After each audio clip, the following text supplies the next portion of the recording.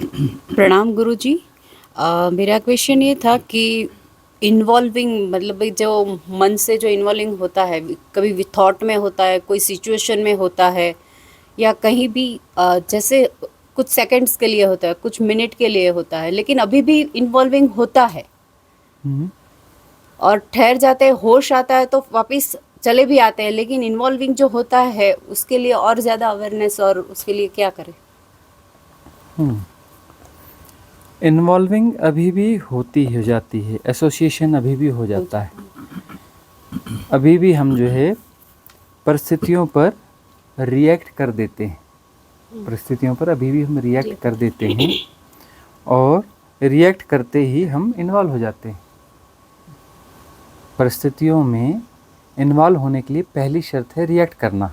हम प्रतिक्रिया देते हैं, प्रतिक्रिया देते ही हम उसके साथ एसोसिएट हो जाते हैं।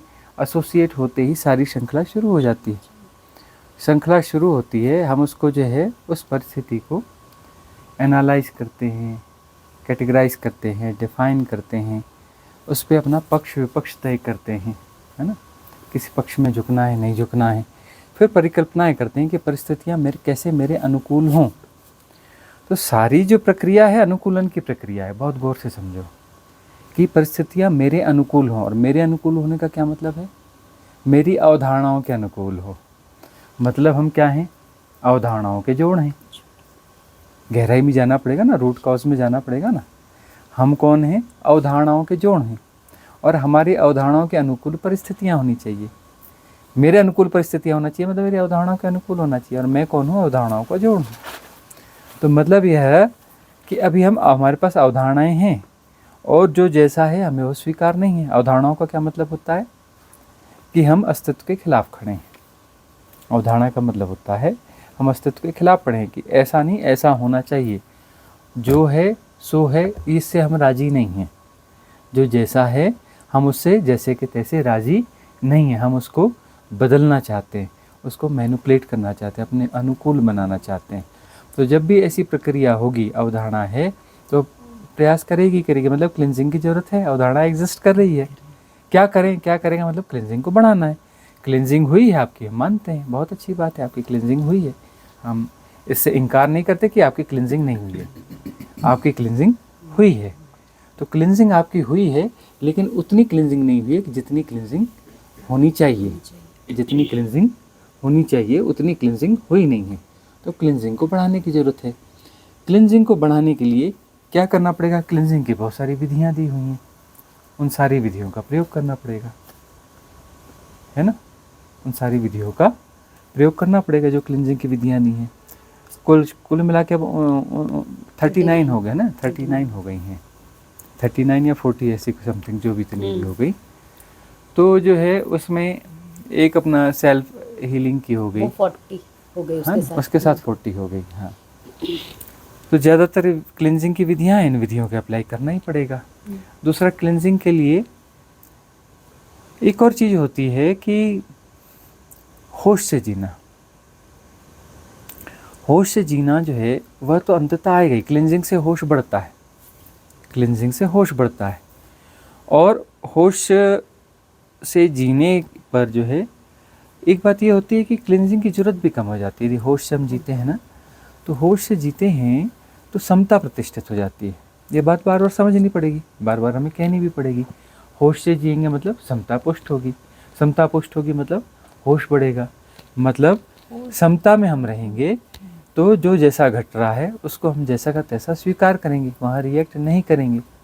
रिएक्ट नहीं करेंगे तो फिर क्या है कि नया संस्कार नहीं बनेगा या पुराना संस्कार अपडेट नहीं होगा। और क्या होगा? संस्कार की उदीर्णा तो होगी। समता में रहोगे, संस्कार तो उदीर्णा तो होगी। जो भी सबकॉन्शियस माइंड में संस्कार, उसकी उदीर्णा तो हो रही है। उस पर आप रिएक्ट करके एसोसिएट हो रहे हो। अब जो उदीर्णा तो हो गई, लेकिन आपने रिएक्ट नहीं किया। बात कुल मिला के इतनी है। उदीर्णा तो वैसे भी हो रही है, उस पर आपने रिएक्ट नहीं किया। तो रिएक्ट नहीं करने के लिए क्या चीज़ की ज़रूरत है? होश। होश है, और कॉन्सेप्ट हमें क्लियर है कि होश बनाए रखना है और टांग नहीं फंसानी है। टांग नहीं फंसानी है। हमें कुछ सुधारना नहीं है, हमें सुधारक नहीं बनना है। चीज़ों को सुधारना नहीं है, स्वीकार करना है, जैसा का तैसा स्वीकार करना है। उससे क्या होगा कि समता पुष्ट होगी, और वह जो उदीर्णा हुई है जिस संस्कार की, वह संस्कार क्या होगा, अपना ड्रामा प्ले करेगा। ड्रामा प्ले करेगा लेकिन उसकी फीडिंग नहीं हो रही है, उसकी फीडिंग नहीं हो रही है, फीडिंग बंद हो गई। फीडिंग बंद हो गई तो वो संस्कार की क्या हो जाएगी, निर्जरा हो जाएगी। तो निर्जरा ये शब्द बहुत पुराना शब्द है, अच्छा शब्द है कि निर्जरा होनी चाहिए। जैसे जैसे निर्जरा होगी वैसे वैसे मुक्ति होगी। तो हम वो जो प्रैक्टिस है हमारी प्रतिक्रिया करने की, और प्रैक्टिस तो अभी की है नहीं, जन्मों जन्मों की प्रैक्टिस है ना। और जन्मों जन्मों का ख्याल नहीं है तो बचपन से अब तक यही करो। तो सारी ट्रेनिंग ही प्रतिक्रिया करने की ट्रेनिंग मिली है कि इमीडिएट प्रतिक्रिया कर देना है। और एक बात यह होती है कि हम जान रहे होते हैं कि कुछ हो रहा है उसे जान रहे हैं, सब हो रहा है, सब जाना जा रहा है। उसमें यदि कुछ हो भी जा रहा है तो उसके जानते रहो। जानते रहने से क्या होगा, होश पुष्ट होगा, होश बढ़ेगा। होश बढ़ेगा मतलब एसोसिएट हम नहीं होंगे। एसोसिएट कौन हो रहा है, एसोसिएट शरीर हो रहा है, मन हो रहा है, और हम शरीर और मन को भी जान रहे हैं। हम उसके पीछे खड़े हो जाएंगे कि भाई ठीक है ना। रिएक्ट किया, रिएक्ट कर दिया, किसने किया, मन ने किया, शरीर उसमें इन्वॉल्व हुआ, हम सजग हैं, तो क्या होगा, हम पीछे खड़े हो गए कि शरीर के रिएक्शन को भी जान रहे हैं, शरीर की प्रतिक्रिया को, शरीर के इन्वॉल्वमेंट को जान रहे हैं, मन की प्रतिक्रिया को जान रहे हैं। शरीर और मन की सारी प्रक्रिया को हम देख रहे हैं, हम उसके पीछे खड़े हो गए, मतलब हम साक्षी हो गए। वह हो गए तो वह स्थिति एक्चुअली ज़्यादा अच्छी है। वह स्थिति ज़्यादा अच्छी है कि जिसमें हम जो है पीछे खड़े हो गए, साक्षी हो गए, हम साक्षी हो गए हैं। और जो जैसा हो रहा है उसको जैसा का तैसा जान रहे हैं। मतलब मन अपनी गति कर रहा है, करने दो। शरीर अपनी गति कर रहा है, करने दो। मैं शरीर नहीं हूँ, मैं मन नहीं हूँ, मैं तो उसका जानने वाला हूँ। और यह ऐसा बोला जा रहा है कि मैं जानने वाला हूँ, बोलने की ज़रूरत ही नहीं, अपने आप जाना जा रहा है। बोलने की क्या ज़रूरत है, कंसंट्रेशन क्या ज़रूरत है, डिसीजन लेने की क्या ज़रूरत है, हाँ। तो वहाँ हम कुछ, गुरुजी अभी आप जो बोले वहाँ आपको कुछ बोलने की ज़रूरत नहीं है, हाँ हाँ, तो उसका मतलब यही हुआ कि वहाँ मान लो कि हम कुछ देखा, कोई चीज़ देखी, तो उसके लिए कोई शब्द नहीं आएंगे। कोई धीरे धीरे देखो, हाँ, साधना जैसे समता जैसे जैसे पुष्ट होगी ना, तो अभी हम देखते हैं बहुत बहुत गहराई से देखना। कई बार लगता है कि हम देख रहे हैं और कुछ नहीं कर रहे हैं, लेकिन आप कर रहे होते हैं।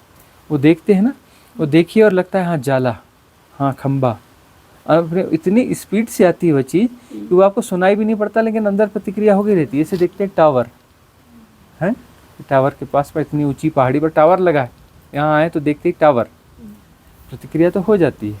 मंदिर, घास देखते हैं और प्रतिक्रिया होती है। पेड़, हाँ, ये है ना? तो होता है। और इतनी तेज़ी से होता है, इतनी तेज़ी से होता है कि वह जो है हम उसको जो है रिमार्क नहीं कर पाते कि हमने प्रतिक्रिया कर दी है।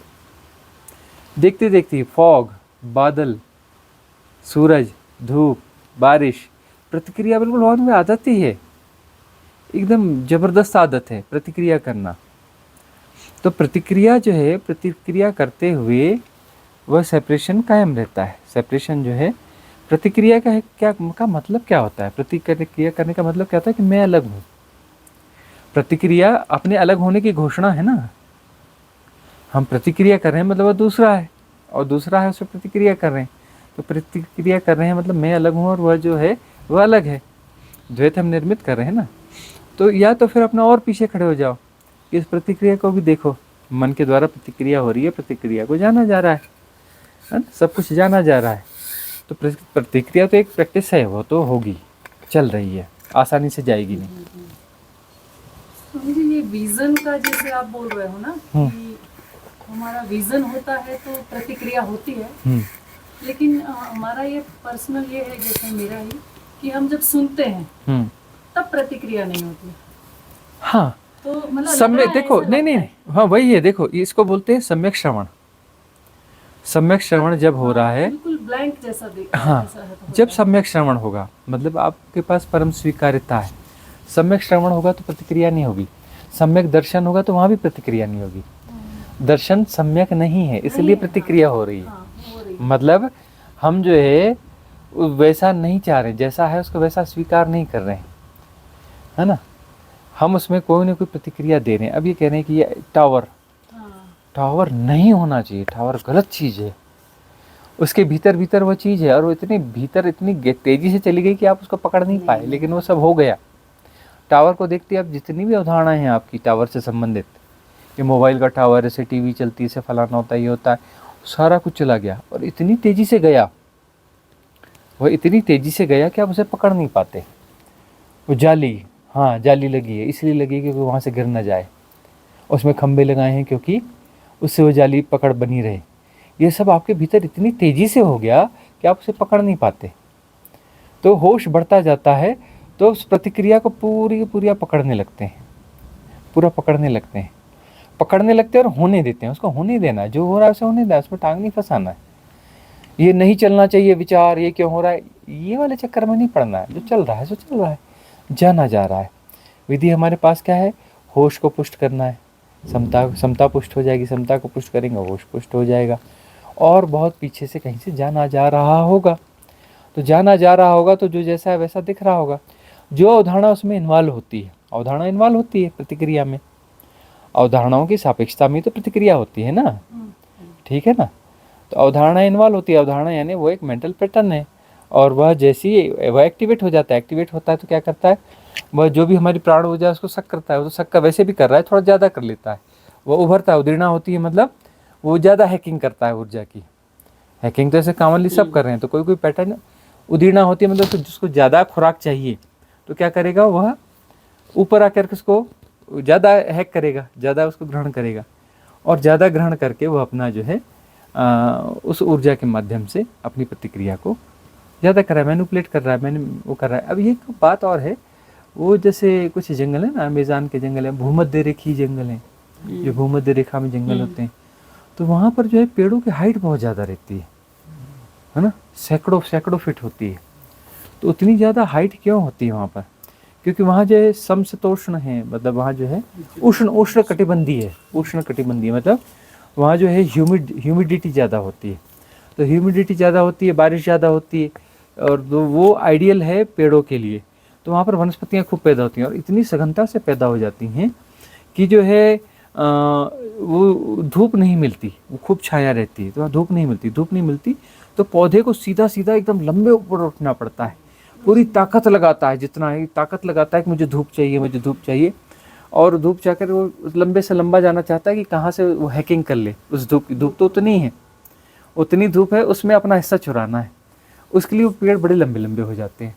तो जो अब उदीर्णा हुई जिस अवधारणा की, वह अवधारणा क्या करती है कि मतलब वह सरफेस पर आ जाती है, सरफेस पर आकर के वो ज़्यादा बड़ा एरिया घेरेगी और वो जो ऊर्जा वहाँ पर है सारी ऊर्जा को हैक करके उससे अपना गेम खेलेगी, और उसका गेम खेलने की उसको ऊर्जा की ज़रूरत है, तो इसीलिए उसकी उदीर्णा होती है। उदीर्णा होती क्यों है, ये भी तो प्रश्न उठता है ना, उदीर्णा क्यों होती है, इसलिए होती है कि अब उसे जो है ज़्यादा ऊर्जा की ज़रूरत है प्ले करने के लिए, हैकिंग करनी है उसको।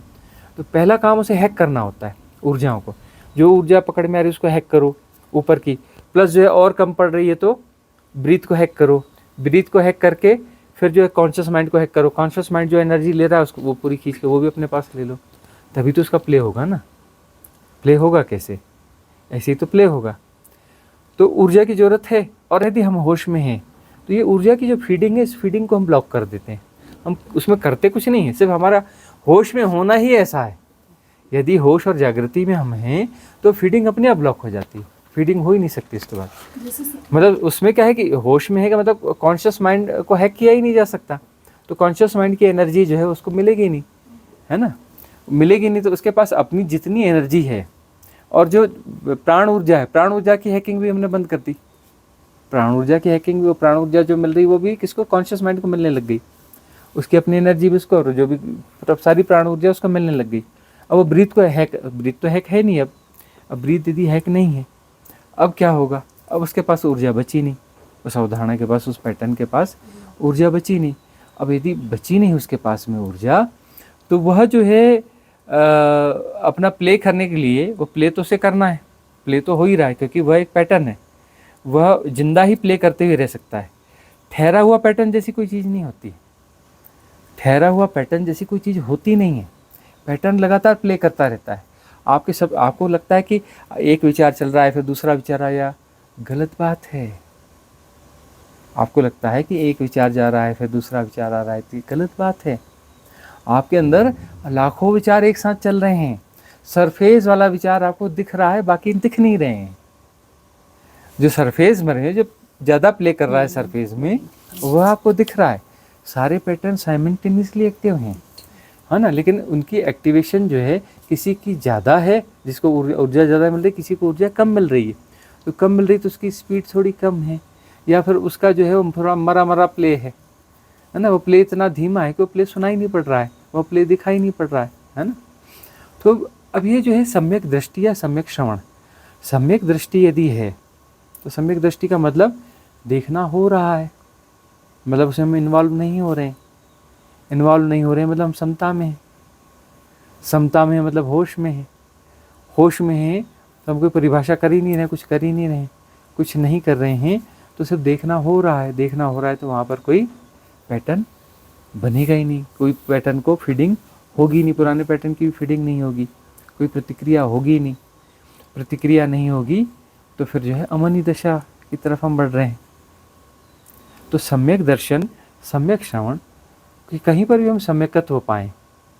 पंचेंद्रियाँ हैं तो उसमें कहीं पर भी हम सम्यकत्व को पाएँ तो उस सम्यकत्व में जो है ठहराव आ जाता है, उसमें ठहराव आ जाता है, कोई प्रतिक्रिया होती नहीं।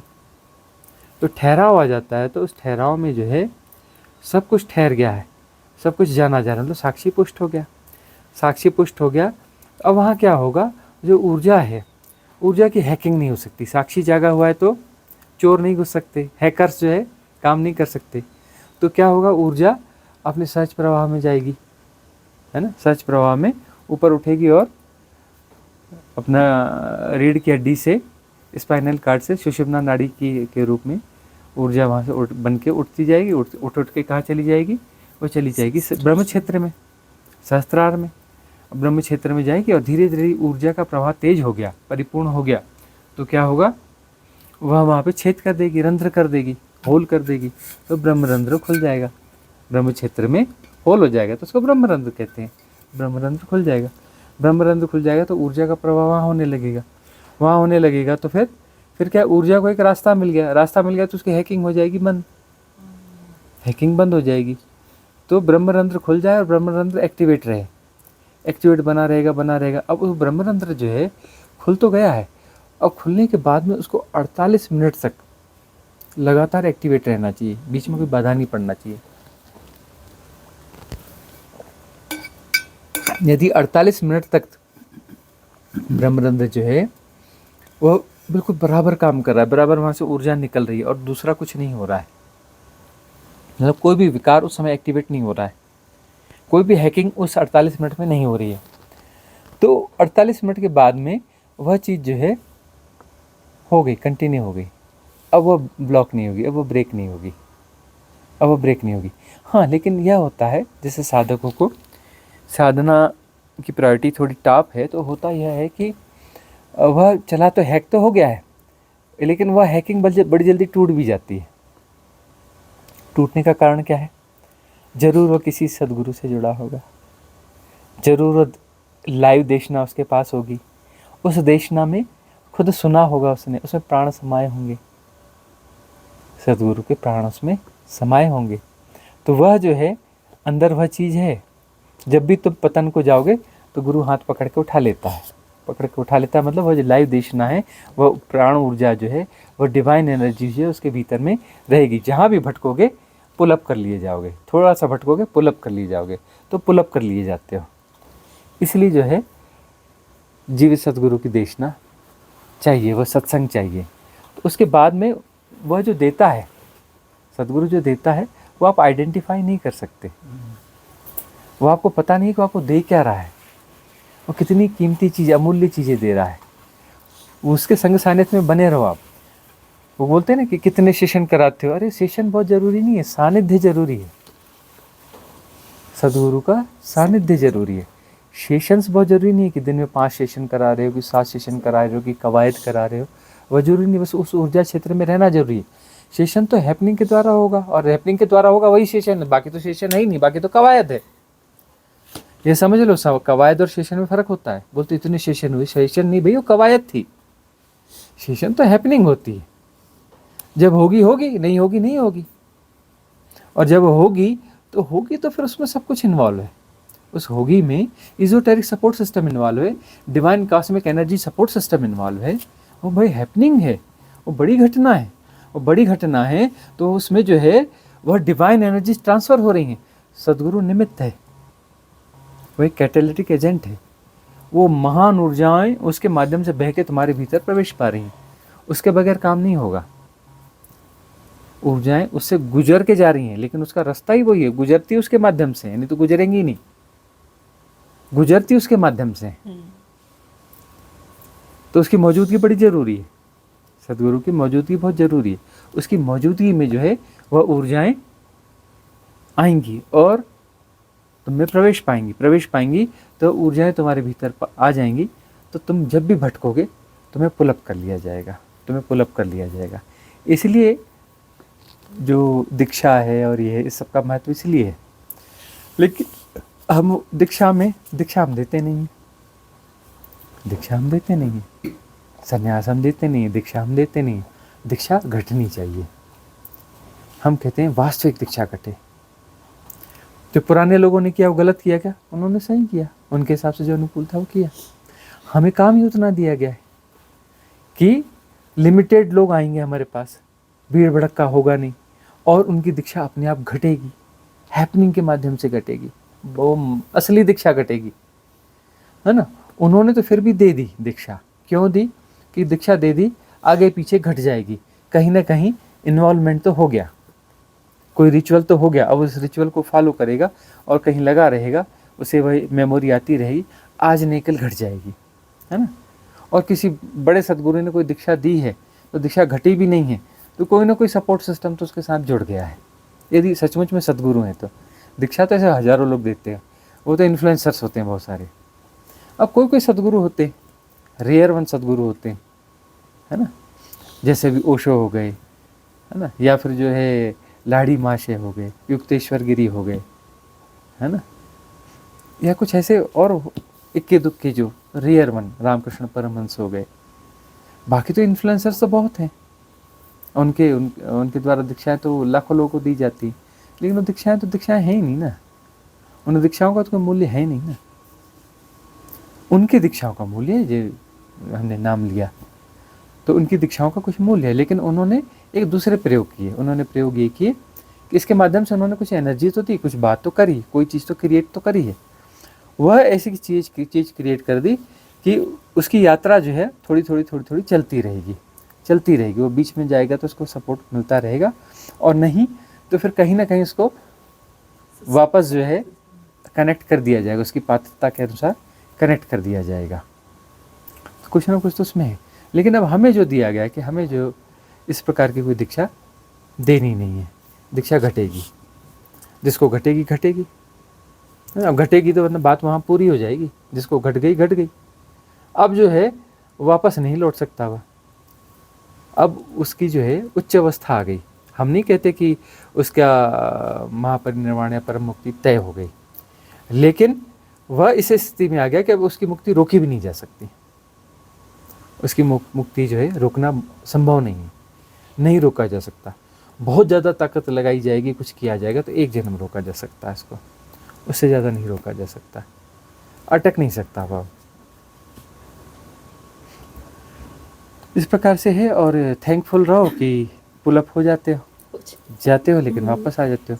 इसमें लोग नेगेटिव लेते हैं बहुत सारे लोग ना, कि अरे ये क्या, हम तो थोड़ा सा घटता है फिर अपना वापस वही बात हो जाती। अरे ये देखो कि तुम्हारे साथ घटता है और घटने के बाद तुम भटकते हो, फिर से तुम वापस ला लिए जाते हो। कितना बड़ा सपोर्ट सिस्टम तुम्हारे साथ काम कर रहा है।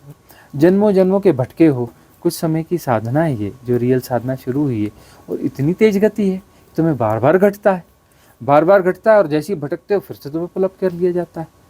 तुम्हारे से ज़्यादा कौन सौभाग्यशाली हुआ? तुम सौभाग्यशाली हो। और आगे जो है, अब यहाँ तक हुआ है तो आगे भी घटेगी, आगे भी हो गई, है ना। अपनी टॉप प्रायोरिटी की बात है, अपना दांव खेलना है। फ्री विल तो हमारे पास है, सबके पास अपनी अपनी फ्री विल है ना। तो अपनी फ्री विल का प्रयोग कितना कर पाते हो, जितना कर पाओगे तो बात उतनी बनती चली जाएगी, है ना। तो कृपा तो बरस रही है, है ना, कृपा तो बरस रही। अगला प्रश्न आपका ही है।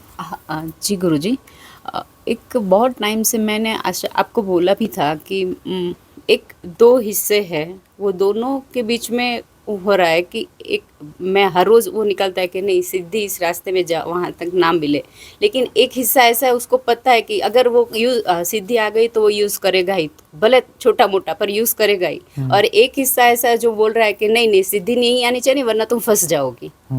तो ये द्वंद्व, ये द्वंद्व रहता है, सभी साधकों को रहता है, और खासतौर पर उन साधकों को रहता है जो सिद्धि के निकट रहते हैं, या कुछ इक्की दुक्की सिद्धियाँ उनके साथ से गुजर भी चुकी रहती हैं, उनके पास होकर गुजर भी चुकी रहती हैं। और ऐसा होता ही है कि सिद्धियाँ आती हैं तो छोटा मोटा प्रयोग कर भी लिया जाता है, लेकिन इस फिर धन्यवाद होना चाहिए कि हमारे पास एक हिस्सा है जो बार बार हमें अलर्ट करता है, इस चक्कर में फंसना नहीं, घन चक्कर बन जाओगे।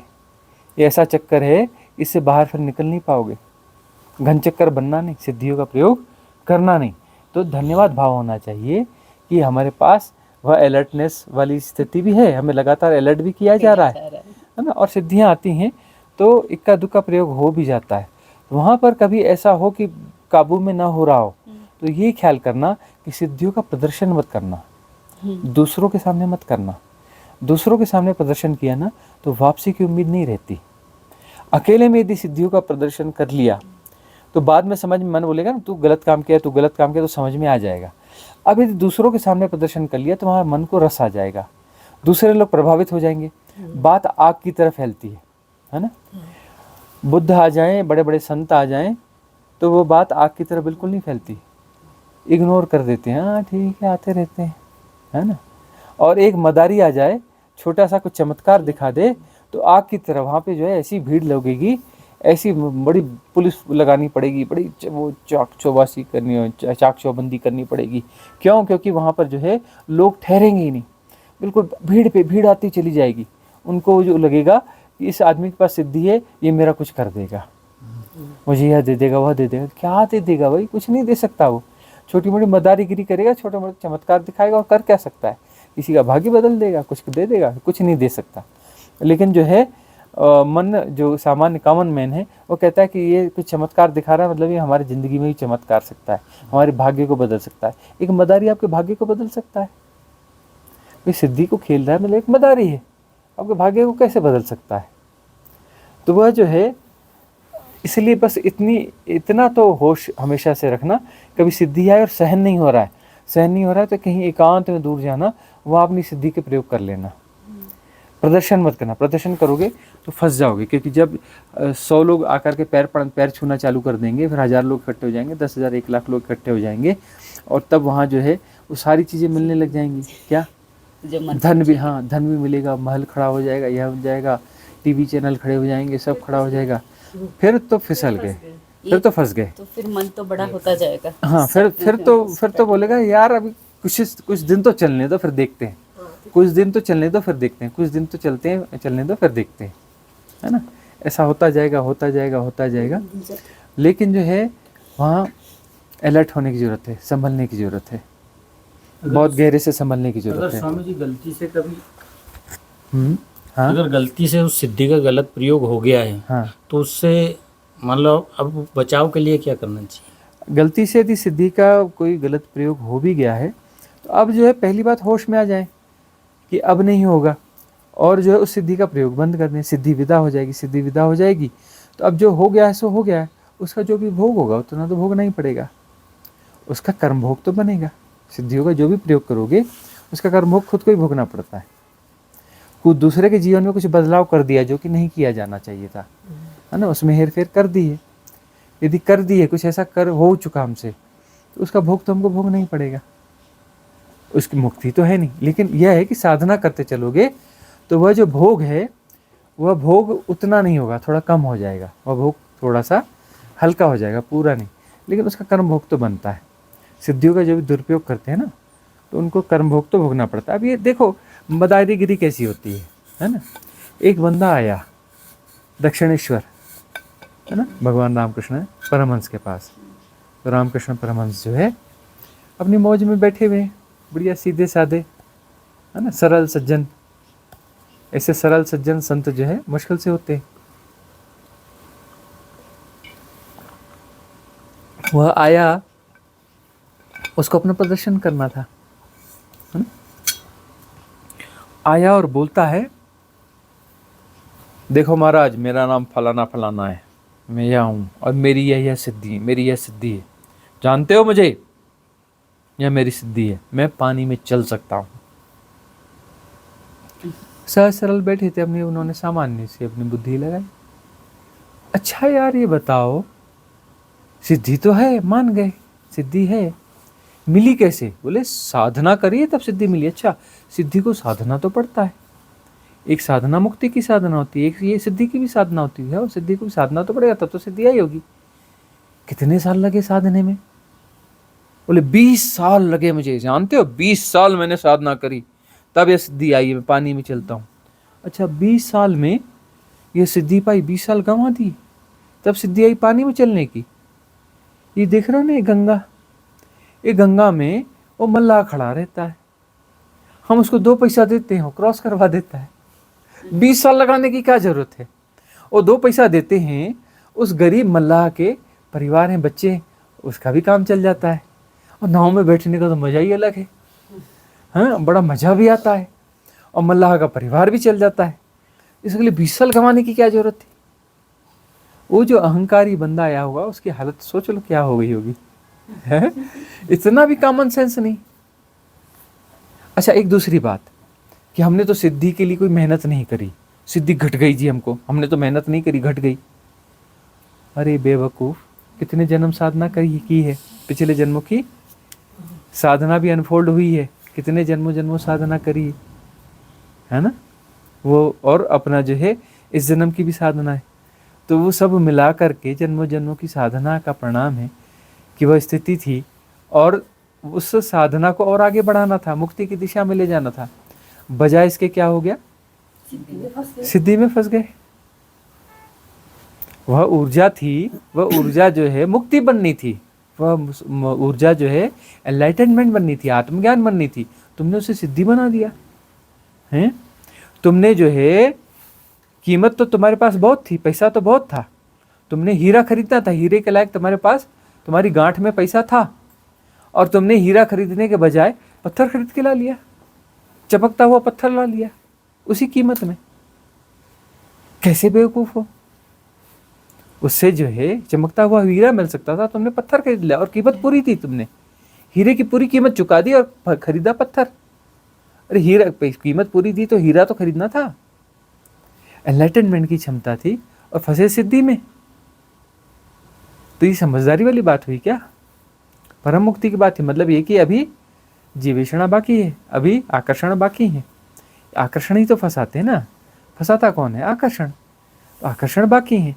आकर्षण कौन से हैं? संसार के आकर्षण है, मतलब टॉप प्रायोरिटी मुक्ति नहीं है, टॉप प्रायोरिटी संसार की वासनाएं हैं। सिद्धि सांसारिक है, सिद्धि मानसिक घटना है, चौथे शरीर की घटना है। और वहां वो ऊर्जा इकट्ठी हो गई थी छलांग लेने के लिए मेटाफिजिकल वर्ल्ड में। 4 शरीर तक फिजिकल वर्ल्ड है, 4 शरीर के बाद मेटाफिजिकल वर्ल्ड है। ऊर्जा इतनी हो गई थी कि चाहो तो छलांग ले लो और चाहे तो सिद्धि ले लो। तो ऊपर के शरीरों की वह जो थी संभावना, वह चॉइस थी हमारे पास, वह फ्री विल थी। चाहे तो वह अपना जो है उसको यह बोलो कि निर्वाण, मोक्ष, है ना, कैवल्य, बुद्धत्व लो या फिर सिद्धि लो। तो उन्होंने क्या चुना? सिद्धि चुन ली। चुनना बुद्धत्व था और सिद्धि चुन ली। और सिद्धि क्या है? एक शक्ति है भाई, मन के तल की घटना है सिद्धि। इवन कुंडलिनी जागरण भी मन के तल की, चौथे शरीर की घटना है। मतलब क्या है? मतलब यह है कि यह एक ऊर्जा का तेज प्रवाह है जो एकदम सू करके ऊपर जाएगा और सू करके नीचे भी आ जाएगा। मतलब इसकी एक लाइफ होगी। जिसको भी सिद्धि मिलती है, सिद्धि की लाइफ होती है। दिखा चमत्कार बेटा, है ना, अगले महीने फिर जा, दिखा बेटा चमत्कार। उसके पास जाया करो, हर महीने जाए, दिखा बेटा चमत्कार। 2 साल बजान, दिखा बेटा चमत्कार। चुपचाप ऐसे ऐसे इधर देखेगा उधर देखेगा। क्यों? बोले वो तो चली गई। खेल खत्म हो गया। ऊर्जा है, खर्च करोगे खत्म हो जाएगी। कोई भी खजाना है, कितना भी खर्च करो खत्म तो हो ही जाएगा ना। जेब भरा है नोटों से, अब दिन रात खर्च कर रहे हो, खत्म हो ही जाना है। और सिद्धि तो ऐसी चीज़ है उसका ऑटोमेटिक क्षय होता है, मतलब उसको खर्च नहीं भी करोगे तो क्षय हो जाता है। सिद्धि अर्जित कर ली है, अब इस सिद्धि पे यदि कोई प्रयोग करोगे ही नहीं, सिद्धि का आकर्षण रखोगे ही नहीं, तो वह जो है छलांग बन जाएगी। वह छलांग बन जाएगी मेटाफिजिकल वर्ड। मेटाफिजिकल का मतलब बात अलग डायमेंशन में चली गई। अब पतन वाला रोल खत्म हो गया, पतन वाला रोल खत्म हो गया।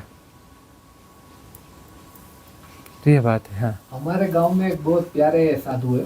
हाँ। उन्होंने परोपकार के लिए वर्ली मठ का जो आंकड़ा रहता है, वो किसी को बोलते थे कि ये आंकड़ा तुम लगाओ, पैसा मतलब वो आने वाला है, और आ भी जाता था। तो उसने मुझे बताया, मैं बोला थोड़े टाइम तक तो आएगा, साधना का बल जब खत्म हो जाएगा तो फिर नहीं आएगा। तो बोले तब देखा जाएगा, अभी तो। और वो वाकई में परोपकार भी यूज़ करते थे, मतलब मंदिर में कुछ ना कुछ कंस्ट्रक्शन करने में। और थोड़े टाइम बाद बोले अब आंकड़ा नहीं आ रहा है। ऐसा होता है। हमने तो बहुतों को देखा है, हमने तो ऐसा भी देखा है, आंकड़ा नहीं, हमने तो बड़े बड़े चमत्कार देखे हैं, बड़े बड़े चमत्कार करते हुए देखे हैं। सिद्धियाँ, ऐसी सिद्धियाँ, ऐसे ऐसे चमत्कार कि आंखें हतप्रत हो जाएं, आश्चर्यचकित हो जाओ। ऐसे ऐसे चमत्कार करने वाले देखे हैं, और उनका पूरा पतन भी देखा है, उत्थान और पतन सारा देखा है ना। और सिद्धियाँ तो हमारे पास भी आई छोटी उम्र में, है ना, और हमने भी उनका थोड़ा उपयोग तो किया है, लेकिन उपयोग अकेले में किया, और उपयोग करते ही बहुत जल्दी एकदम से अलर्ट हो गए कि ये बात गड़बड़ जा रही है, गलत जा रही है, गलत जा रही है, और हमने वहीं पर ब्रेक मार दिया। ब्रेक मार दिया तो हमने फिर सिद्धियों का उपयोग नहीं किया। बहुत छोटे समय के लिए सिद्धियों का प्रयोग किया, लेकिन हमेशा ये बात रही कि उसका प्रदर्शन नहीं हुआ सिद्धियों का, एकांत में किया और कभी इसकी चर्चा नहीं करी। ये अभी अभी हमने इसको डिस्क्लोज करना चालू किया है, इसके पहले हमने इसको कभी डिस्क्लोज भी नहीं किया अपनी सिद्धियों को, कि हमें सिद्धियाँ आई थी और सिद्धियों में हम कुछ करते थे, है ना। अभी कुछ समय से ही कहीं कहीं चर्चा में वह बात आती है, लेकिन वो चर्चा ही कब कर रहे हैं, जब वो उनको बीते हुए जो है हो गए 45 साल, है ना। 45 साल पुरानी घटना बीतने के बाद उसकी चर्चाएं कर रहे हैं। हाँ। गुरुजी नमस्कार।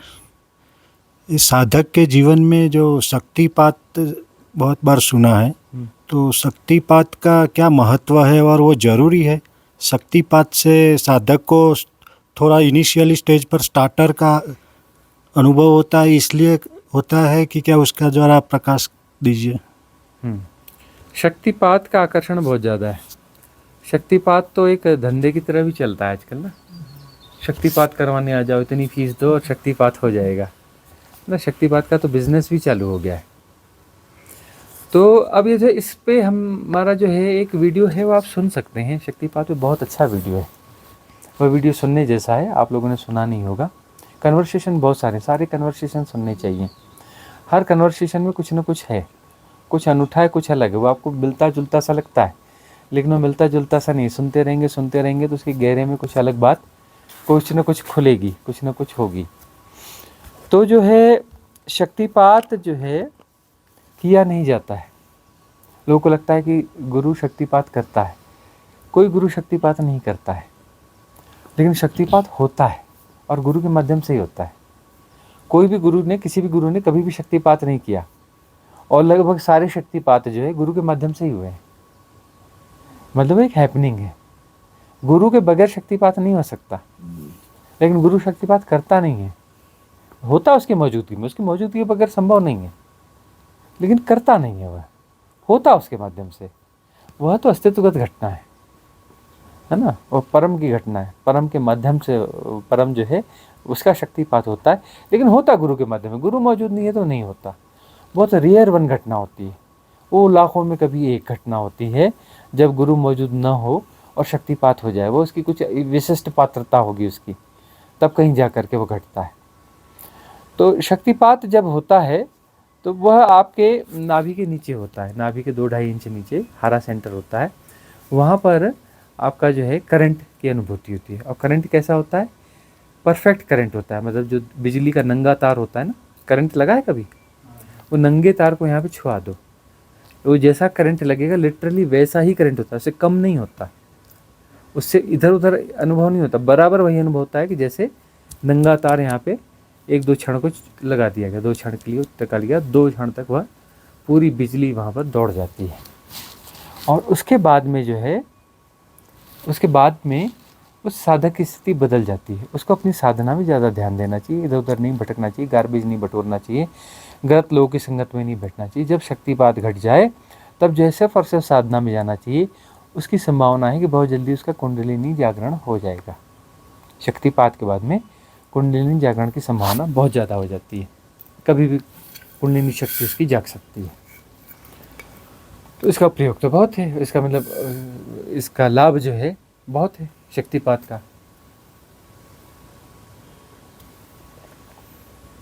होश यह रखना है, होश यह रखना है कि उस समय जो है इधर उधर की चीज़ें बंद कर देनी चाहिए।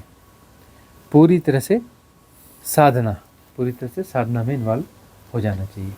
कार्तिक जी का प्रश्न है। प्रणाम गुरु जी। इंट्यूशन जो आदमी को आता है वो पैटर्न से जनरेट होता है या उनको हायर डायमेंशन का सपोर्ट होता है? वो हम स्पिरिचुअल ग्रोथ के लिए यूज़ हो सकता है, कर सकते हैं?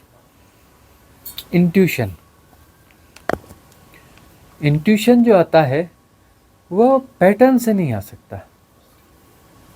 इंट्यूशन कभी पैटर्न से नहीं आ सकता।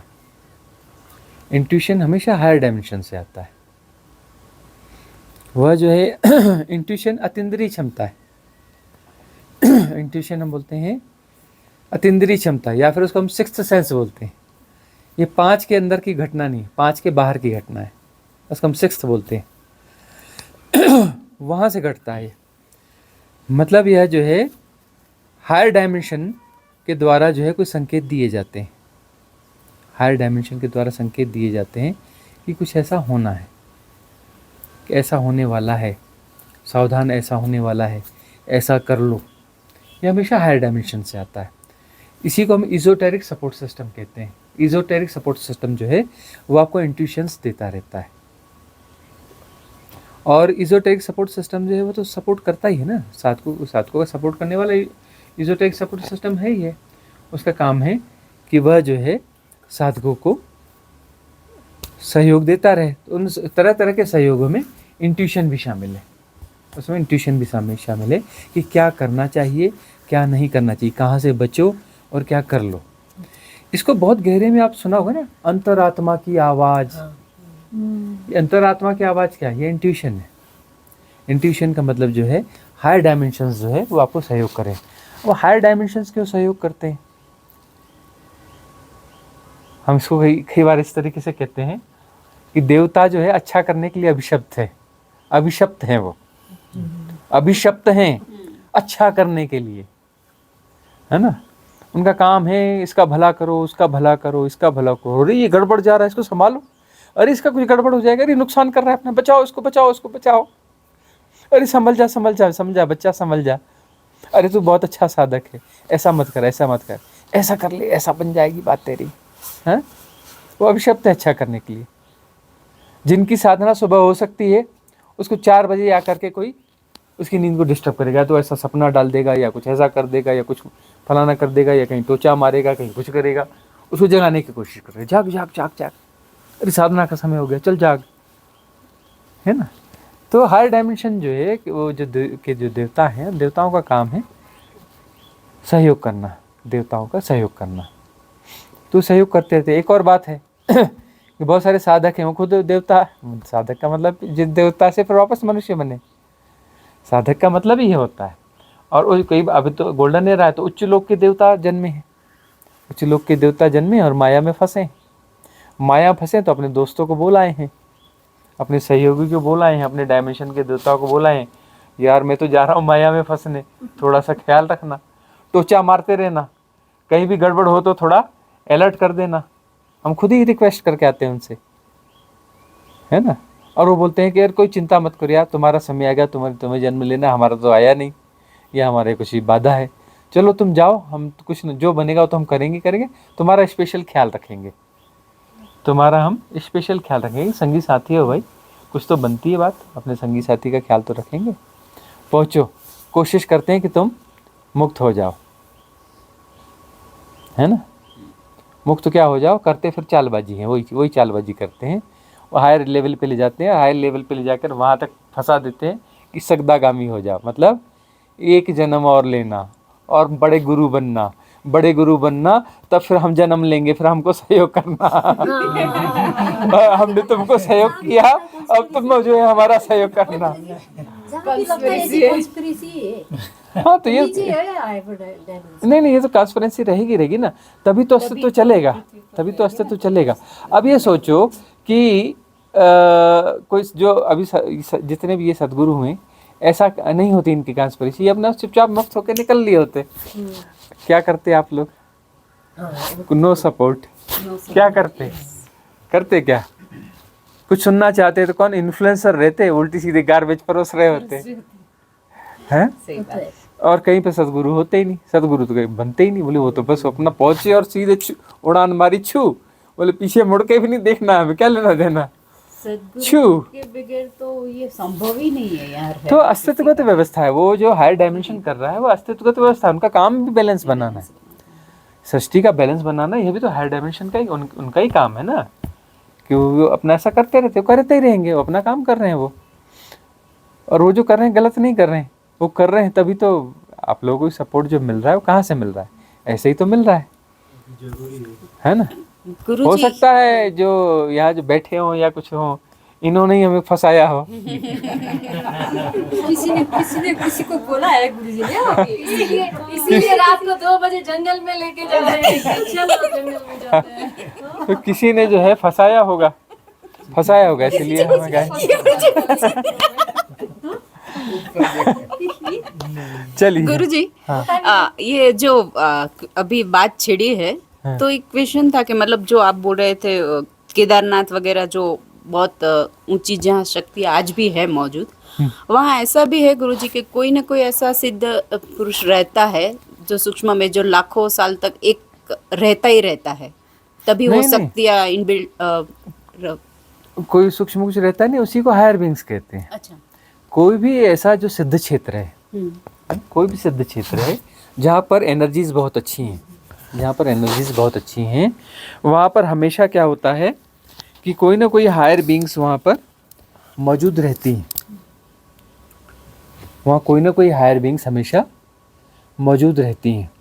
बल्कि कोई हायर बीइंग्स का क्या मतलब है, ग्रुप रहता है। जब ज़्यादा बड़ी जगह है ना, तो हायर बीइंग्स का ग्रुप वहाँ पे रहता है। इंडिविजुअल कोई हायर बीइंग्स नहीं रहते, वहाँ ग्रुप रहता है, और ग्रुप वहाँ पे काम कर रहा होता है उस जगह को बनाए रखना। और वहाँ पे सिद्ध पुरुष भी जाते रहते हैं, सिद्ध पुरुष जाते हैं, वो अपना काम करके आते हैं, और सिद्ध पुरुष पहुँचते हैं तो हायर बीइंग्स को बड़ा सपोर्ट होता है। तो वो जो है वहाँ पर डिवाइन एनर्जी, जो कॉस्मिक एनर्जी सपोर्ट सिस्टम है, जब भी सिद्ध पुरुष पहुँचते हैं तो उनके माध्यम से एनर्जी प्रवाहित करके, और वो जो वहाँ पे जो भी प्रतिमाएं रहती हैं, है ना, तो उन प्रतिमाओं को वापस रिचार्ज कर देते हैं। उन प्रतिमाओं को वापस वहाँ रिचार्ज, उस पूरे कंस्ट्रक्शन को रिचार्ज कर देते हैं। रिचार्ज करने के लिए जो भाई वो चाहिए होता है ना, बीच का एक, क्या बोलते हैं उसको, एडाप्टर क्या बोलते हैं, हाँ, बीच में कोई एक, हाँ, कोई कनेक्टर, कोई माध्यम एक चाहिए होता है। तो चाहिए ही होता है ना, तो उसके बगैर काम बनता नहीं। तो सिद्ध पुरुष क्या करते हैं, सिद्ध पुरुष वहाँ पहुँचते हैं, कभी कभी पहुँचते हैं और उनके माध्यम से काम हो जाते हैं। तो उनकी विजिट भी वहाँ पे होती रहती है अपने अपने समय के हिसाब से। तो वहाँ विजिट करते हैं तो उनके माध्यम से वो जगह चार्ज हो जाती है, वहाँ पर वो एनर्जी सपोर्ट सिस्टम बहुत स्ट्रांग हो जाता है। और वो जो डिवाइन, वो इजोटेरिक सपोर्ट सिस्टम में जो काम कर रहा है, उनको भी बल मिल जाता है, तो वो भी जो है आयोजित करते हैं कि वो आ जाएं और फिर वो अपना अलाइन करने की कोशिश करते हैं कि इनके माध्यम से काम बन जाए। फिर भी ऐसी जगह पे फ्लड वगैरह जो आता है गुरुजी, हाँ, ऐसी जगह पे फ्लड वगैरह जो आता है वो आना चाहिए, इसलिए आता है ना। सफाई की जरूरत होती है कि नहीं? आप घर में झाड़ू पोछा लगाते हो, लेकिन कभी घर पानी से धोते हो ना, साल में एक आध बार दिवाली आती है तो पूरे घर को पानी से नहीं धोते, उस दिन पोछा नहीं लगाते, नहीं, पाइप लगाओ, अच्छे से रगड़ के धो, करते हो ना, साल में एक आध बार तो करते हो ना, 1-2 बार तो होना चाहिए ना, पानी से सफाई भी तो होनी चाहिए ना। गंदगी ज़्यादा हो जाए तो कहीं भी अच्छे से सफाई भी हो जानी चाहिए, है ना, उसकी ज़रूरत होती है। गड़बड़ कुछ नहीं होता, जिसकी ज़रूरत होती है वैसा ही होता है। तो ऐसी कौन कौन सी जगह है गुरुजी? कुछ ऐसी बहुत सारी जगह हैं। बद्रीनाथ बहुत अच्छी जगह है, यहाँ अपना तिरुपति बालाजी जाओ, बड़ी अच्छी जगह है। बहुत सारी जगह हैं ऐसी, ऐसा नहीं है। अरे जंगलों में कई छोटे छोटे मंदिर होते हैं, कई अपना रिमोट में अच्छी अच्छी जगह जैसे छोटे छोटे मंदिर रहते हैं, नॉर्मल से रहते हैं, लेकिन वहाँ की एनर्जी जाके देख लो। गांव में पुराने पुराने मंदिर होते हैं, ले गए हम आप लोग एक दो मंदिरों में, देखो कैसी एनर्जी है वहाँ पे। हाँ तो फिर कैसा, हाँ कैसा वहाँ पे है, हाँ हाँ यहाँ पे भी एनर्जी है, एनर्जी यहाँ भी है, देख लो। तो एनर्जी रहती है, ऐसे बहुत सारी जगह रहती है, बढ़िया एनर्जी रहती है। ये नर्मदा के किनारे परिक्रमा का थोड़ा फोकस करेंगे। अरे नर्मदा के किनारे परिक्रमा पर तो दो तीन वीडियो हैं, 3 वीडियो हैं, लंबे लंबे वीडियो हैं, उनको आप सुनिए। नर्मदा के किनारे की परिक्रमा का तो बड़ा महत्व है। वहाँ पर जो है बहुत सारे एनर्जी सपोर्ट सिस्टम बिल्ट किए गए हैं। नर्मदा रिवर को ही पूरा एनर्जेटिक कर दिया गया है, वो रिवर ही एनर्जेटिक है। जैसे गंगा है, नर्मदा है, इन पे तो बहुत, ये 2 नदियों पे बहुत ज़्यादा काम हुआ है। बहुत सारी नदियाँ हैं लेकिन मूल ये 2 नदियाँ हैं, गंगा और नर्मदा। इन दोनों पे बहुत ज़्यादा काम किया गया है। अब नर्मदा को कहा जाता है सिद्धिदात्री है, मतलब वहाँ पर साधना करो युवा काल में नर्मदा के किनारे। कहाँ करना चाहिए साधना? नर्मदा के किनारे युवा काल में साधना करनी चाहिए, और सिद्ध हो जाने के बाद गंगा किनारे जाके वास करो, वहाँ जा करके प्रवचन दो, है ना। और जब साधना काल है तो समय नर्मदा किनारे वास करो, है ना। तो वहाँ सब कोई रहे, शिव भी रहे हैं, कपिल रहे हैं, कणाद रहे हैं, भृगु रहे हैं, है ना। अब वो सारे ही रहे वहाँ, कौन नहीं गया? ओशो गए, साईं बाबा गए, गुरु नानक देव गए, कबीरदास जी रहे वहाँ पे, रैदास जी रहे वहाँ पे। नर्मदा के नाम से ही पुण्य मिलता है, गंगा नहीं, में नहाने से पुण्य। गंगा में नहाने से पुण्य मिलता है, नर्मदा के दर्शन से पुण्य मिलता है, उसको देखने से, दर्शन से पुण्य मिलता है। दर्शन से मतलब दर्शन करने के लिए उसके पास जाओगे ना, पास जाओगे तो उस एनर्जी सपोर्ट सिस्टम में आ गए ना, उस एनर्जी फील्ड में आ गए ना, एनर्जी फील्ड में आ गए तो लाभ मिल गया, है ना। और गंगा में स्नान से पुण्य मिलता है। स्नान से क्यों पुण्य मिलता है? क्योंकि उसके पानी के मॉलिक्यूलर स्ट्रक्चर को चेंज किया गया है ना। अब ठीक है, मजाक हम भी उड़ाते हैं कि तुम जो है, रामकृष्ण परमहंस मजाक उड़ाया करते, बोले हाँ। किसी ने पूछा कि गंगा के में नहाने से पाप को अपना गायब हो जाते हैं ना? बोले हाँ, वो गायब हो जाते हैं। तुम जैसी गंगा में डुबकी मारोगे, पाप जो है तुमसे निकल के बाहर चले जाते हैं, और जैसे तुम गंगा से बाहर आते हो ना, पाप वापस तुम्हारे अंदर घुस जाते हैं। तो अब ऐसे जवाब देना पड़ता है। क्यों? क्योंकि लोग जो है बोलते हैं कि गलत काम करते रहो और जा करके डुबकी मारते रहो, मिसयूज कर लेते हैं। तो कौन से पाप? पाप का मतलब होता है कि हम संसार के मोह माया में ज़्यादा पड़े हुए हैं। गंगा में स्नान करेंगे तो मोह माया थोड़ी कम होगी। पाप का अर्थ यह होता है, पाप का अर्थ थोड़ी होता है तुमने उल्टे सीधे कर्म के तुम्हारे कर्म धुल जाएंगे। तुम्हारी मोह माया थोड़ी कम होगी, थोड़ा वैराग्य बोध जागेगा। तो वहाँ स्नान करोगे, कुछ करोगे तो वहाँ पर वैराग्य बोध थोड़ा थोड़ा जागता है। और नर्मदा के किनारे तो अपने आप जागता है।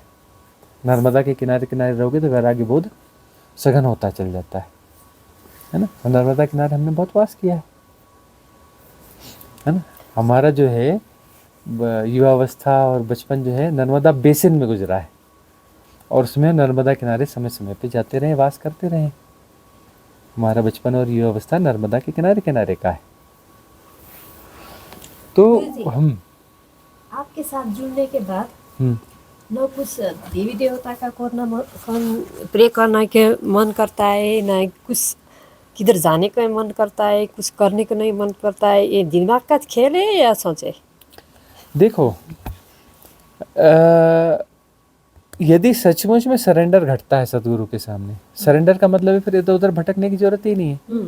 इधर उधर भटक रहे मतलब सरेंडर घटा नहीं है। सरेंडर घटा नहीं है मतलब और भी ऑप्शन खुले हुए, मतलब सरेंडर हुआ नहीं। सरेंडर तो पार्शियल होता नहीं, या तो होता है या नहीं होता है ना। हाँ, फिर जो है फिर इधर कुछ करने का मन होगा ही नहीं, इधर उधर कुछ होगा ही नहीं। ये अलग बात है कि अपना जो है गाइड करे सतगुरु कि ऐसा नहीं, ऐसा ये ऐसा कर लो, तो इसलिए कि भाई उनकी देशना है तो कर लेते हैं। उन्होंने कहा तो ठीक है, उन्होंने कहा ये ठीक है तो ठीक है। जैसे हम भेज देते, जाओ विपश्यना करो, तो अपना जो है वो कई लोग कंफ्यूज होते हैं, विपश्यना करें कि नहीं करें, अब आपका तो करते हैं। हम बोलते हैं बिल्कुल जाओ विपश्यना करके आओ, आर्य मौन वहाँ पे मिलेगा। 9 दिन का इतना गुड अपॉर्चुनिटी दे रहे हैं। अब बुद्ध की विधि कोई गलत विधि है? जाओ वहाँ पे विपश्यना करके आओ। कई बोलते हैं कि वो ओशो कम सुनते हैं, बिल्कुल सुनते रहो, क्या बुरा है ये सुनने में? गलत कहा है उन्होंने? कोई गलत बात कही है? अरे जो कहिए सार सार का है, सुनो ना, क्या बुराई है, मना नहीं करते हम। लेकिन अब जो है सब चीज़ों को कहें, हाँ ये भी कर लो, वो भी कर लो, वो भी कर लो, तो खिचड़ी पक जाएगी तुम्हारी। खिचड़ी पकाओगे तो खिचड़ी हो जाओगे, और खिचड़ी से ही तो मुक्त होनी है ना। तो एक तरफ हो जाओ।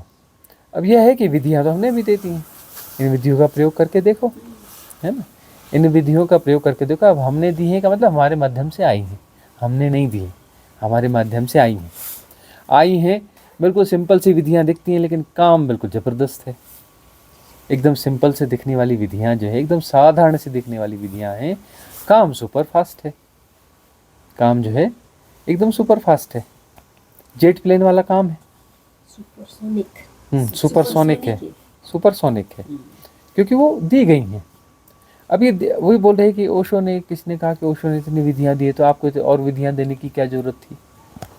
अरे भाई ये विधियाँ भी उन्होंने दी, ये विधियाँ भी उन्होंने ही दी, ये भी तो उन्होंने ही दी। महाअवतार बाबा ने दी, ओशो ने दी, ज़ोटेक सपोर्ट सिस्टम, ये divine cosmic energy support system, सब तो उसमें इन्वॉल्व हुए हैं।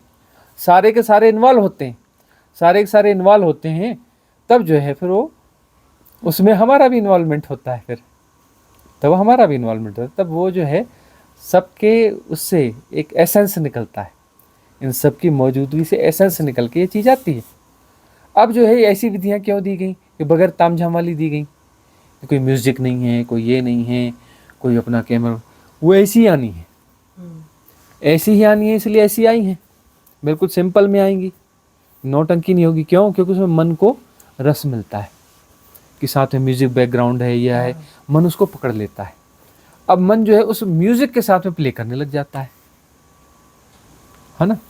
ओशो ने विधियाँ तो दे दी है, वो डिवाइन कॉस्मिक एनर्जी सिस्टम को लगता है कि विधियाँ तो दे दी, उस विधियों में गड़बड़ भी हो गई। अब काम तो बढ़िया कर रही थी, सदगुरु की मौजूदगी में तो कोई दिक्कत थी नहीं, वो मौजूद थे तो कोई बात नहीं।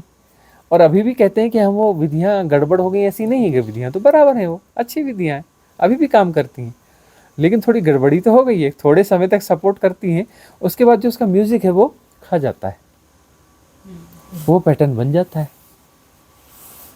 ना। एक जो है एक कोई प्रयोग था, कोई एक अच्छा लास्ट रिट्रीट में एक जो है कोई बड़ा वो कोई विद्वान बंदा था, अच्छा विचारक बंदा था, तो वो कहीं बैठा हुआ था किसी रेस्टोरेंट में, हो ना, पुराने ज़माने की बात है। और रेस्टोरेंट जिसमें वो ग्लास व्लास नहीं हुआ करते थे, रेस्टोरेंट के बाहर में रास्ता है, घोड़ा गाड़ियाँ वगैरह चलती रहती हैं, तो वहाँ पर जो है अपना घोड़ा गाड़ी चलती है, कोई पुरानी उस समय की कारें भी चलती हैं बहुत, लेकिन उस समय की घटना है, किसी देश की बात है। और वहाँ पर जो एक आर्मी मैन जा रहा था, तो इसने कहा देखो मैं तुम्हें कुछ दिखाना चाहता हूँ। अपने दोस्तों से कहा, कॉफ़ी हाउस में बैठा है, उससे कहता है मैं तुम्हें कुछ दिखाना चाहता हूँ। आर्मी मैन जो है अंडे की टोकरी लेके जा रहा है, आर्मी मैन अंडे की टोकरी लेके जा रहा है, और जैसे ही वो उधर पास में आया, इसने ज़ोर से चिल्लाया अटेंशन, और वो टोकरी रखी, वो अटेंशन में खड़ा हो गया, और पूरी टोकरी गिर गई, पूरे अंडे टूट गए। और वो जो है अपना उधर से उधर देखा, नाराज़ हो गया, बोले तुमने मुझे डिस्टर्ब किया, तुमने मुझे अटेंशन क्यों बोला। हमने तुमको कुछ नहीं बोला, हमने तो अटेंशन बोला, तुमको थोड़ी ना बोला, हम तो उधर देख रहे थे, हमने हमारी मर्जी, हम अटेंशन बोले या कुछ भी बोले। नहीं तुमने हमें मुझे जो अटेंशन किया, हमने तुम्हें किया ही नहीं, हमने तुमको बोला ही नहीं तुमने मेरे अंडे तोड़ दिया। भाई हमने तुम्हारे अंडे नहीं तोड़े, हमने तो सिर्फ एक शब्द बोला अटेंशन, हमारी मर्जी, तुमने सुना कि तुमने उसको फॉलो क्यों किया। बोले मैं क्या करूं, मेरे को कभी कोई अटेंशन बोलेगा तो अटेंशन हो जाता हूं, मैं तो मजबूर हूं। बोले तुम तो रिटायर हो गए, तुमको रिटायर हुए तो बहुत साल हो गए। तो बोले रिटायर होने से क्या होता है, अटेंशन का मतलब अटेंशन होता है। तो ये रोबोटिक पैटर्न हो जाता है, ठीक है ना। अब जो है ओशो का म्यूजिक, कोई भी ध्यान का म्यूजिक बजाओ, और वहाँ पर जो है साधक खड़े हैं, बैठे हैं, वो बिल्कुल वैसे हिलना डुलना चालू हो जाते हैं, बिल्कुल वैसे जैसे वो अटेंशन हुआ था ना, वैसे ही वो चालू हो जाते हैं। अच्छा इनकी वीडियो बना लो, इनकी वीडियो बनाओ, ये म्यूज़िक लगाओ, इनका वीडियो बनाओ, अगले दिन फिर लगाओ, फिर इनका वीडियो बनाओ, उसके बाद लगाओ, फिर वीडियो बनाओ, ऐसे करते चलो 100 वीडियो बना लो, और 100 के 100 देख लो, बिल्कुल जैसे रोबोट, बिल्कुल वैसा का वैसा ही करता है वो, जैसे बटन दबता है रोबोट होता है, बिल्कुल वैसा का वैसे ही करता है वो, रोबोट हो जाता है। तो लगा कुछ गड़बड़ हो गई, कुछ गड़बड़ हो गई। उसे divine cosmic energy support system को लगा कि गड़बड़ हो गई। किसने बनाया? ओशो ने बनाया। जिसके कारण गोल्डन एरा है वो mega divine cosmic energy support system बनाया किसने? ओशो ने बनाया है। उसको लगा गड़बड़ हो गई, उसमें से वायरस चला लगा। तो फिर उसको वहाँ जो लगा इजोटेक सपोर्ट सिस्टम इधर उधर, उसको लगा गड़बड़ हो गई, अब नई चीज़ की ज़रूरत है। अब नई चीज़ की ज़रूरत है तो उनको नई चीज़ देनी थी तो उन्होंने चुना। कहाँ है भैया माध्यम, कहाँ है जो अभी रेजोनेंस में है? इस divine cosmic energy support system के रेजोनेंस में कौन सा माध्यम है? उस माध्यम के थ्रू भैया नई विधियाँ दे दो। ये माध्यम ठीक है, हाँ इसके अंदर मामला पूरा ठीक चल रहा है, बराबर है, ये दे सकता है, हाँ दे सकता है, दे दो। बाकी सारी चीज़ें इन्वॉल्व हो गई, हो गई। अब हम तो इसमें अब सरेंडर कर ही चुके थे कि ठीक है भाई,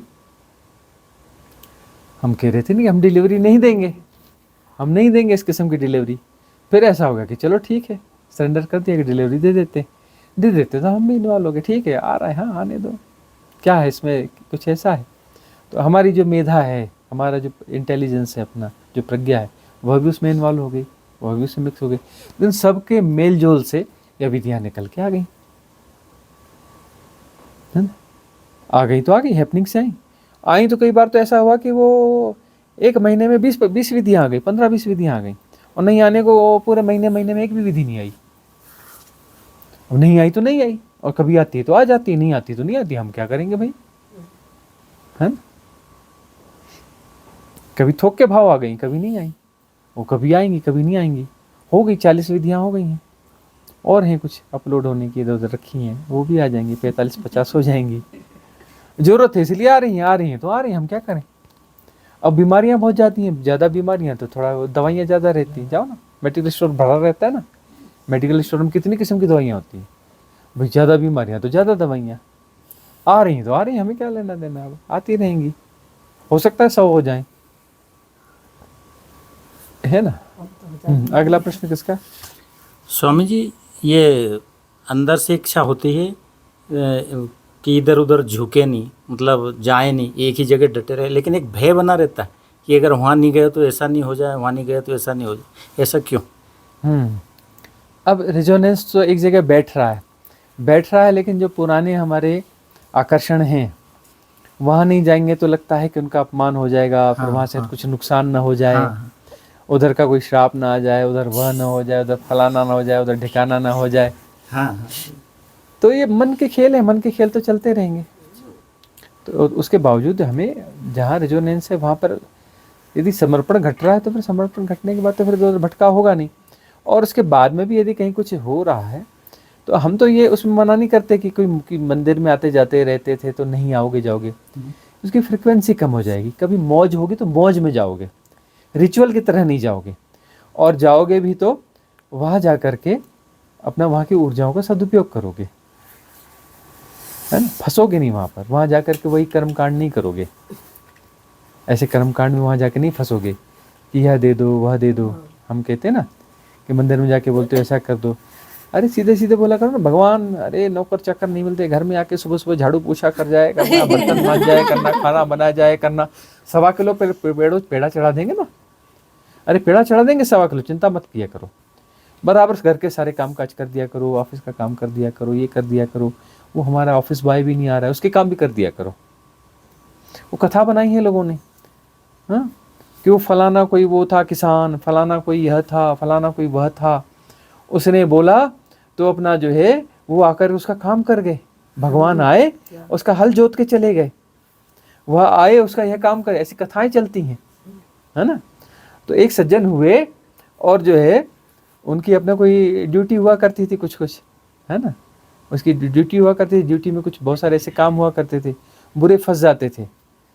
हाँ, कोई धन्ना कौन था, एक नरसिंह मेहता का भी ऐसा नरसिंह मेहता धन्ना, वो है ना। तो वो जो है, हाँ, वो अपना जो है वो फंस जाते थे कहीं, और फिर अपना वो जो हमें देख के आवाजें लगाते थे जोर जोर से, बोले धन्ना जाट का ऐसा हुआ, फलाने का ऐसा हुआ, मेरी मुसीबत है, अभी तो आप ही काम आओगे। है ना, वो चिल्लाना चालू कर देते। मतलब वो उनका जो काम धाम था कि मैं वहां जा करके उनके काम धाम में हेल्प करवाना चालू कर दूं, उनकी ड्यूटी है, तो मैं भी सुबह शाम जा करके उनके यहाँ दिन भर रह करके उनका काम करवा दूँ। मतलब वो देखो वहाँ से कथाएं लेकर के वो कैसे यूज़ कर लेते हैं लोग। अरे भाई नरसिंह मेहता के साथ जो घटा सो घटा वाला घटना है, वो कोई घटना है ना। वो धन्ना जट के साथ जो घटा होगा वो उसकी अपनी कोई घटना होगी, लेकिन उसके साथ घटा तो बोले अब हमारा भी करो। अब वो हिसाब किताब है, ये वो थोड़ी नहीं है, तो हिसाब किताब है। इस प्रकार की चीज़ें घटती रहती हैं। तो अब हम तो विरोध करते नहीं है किसी चीज़ का ना, जाओ और अपना मौज करो।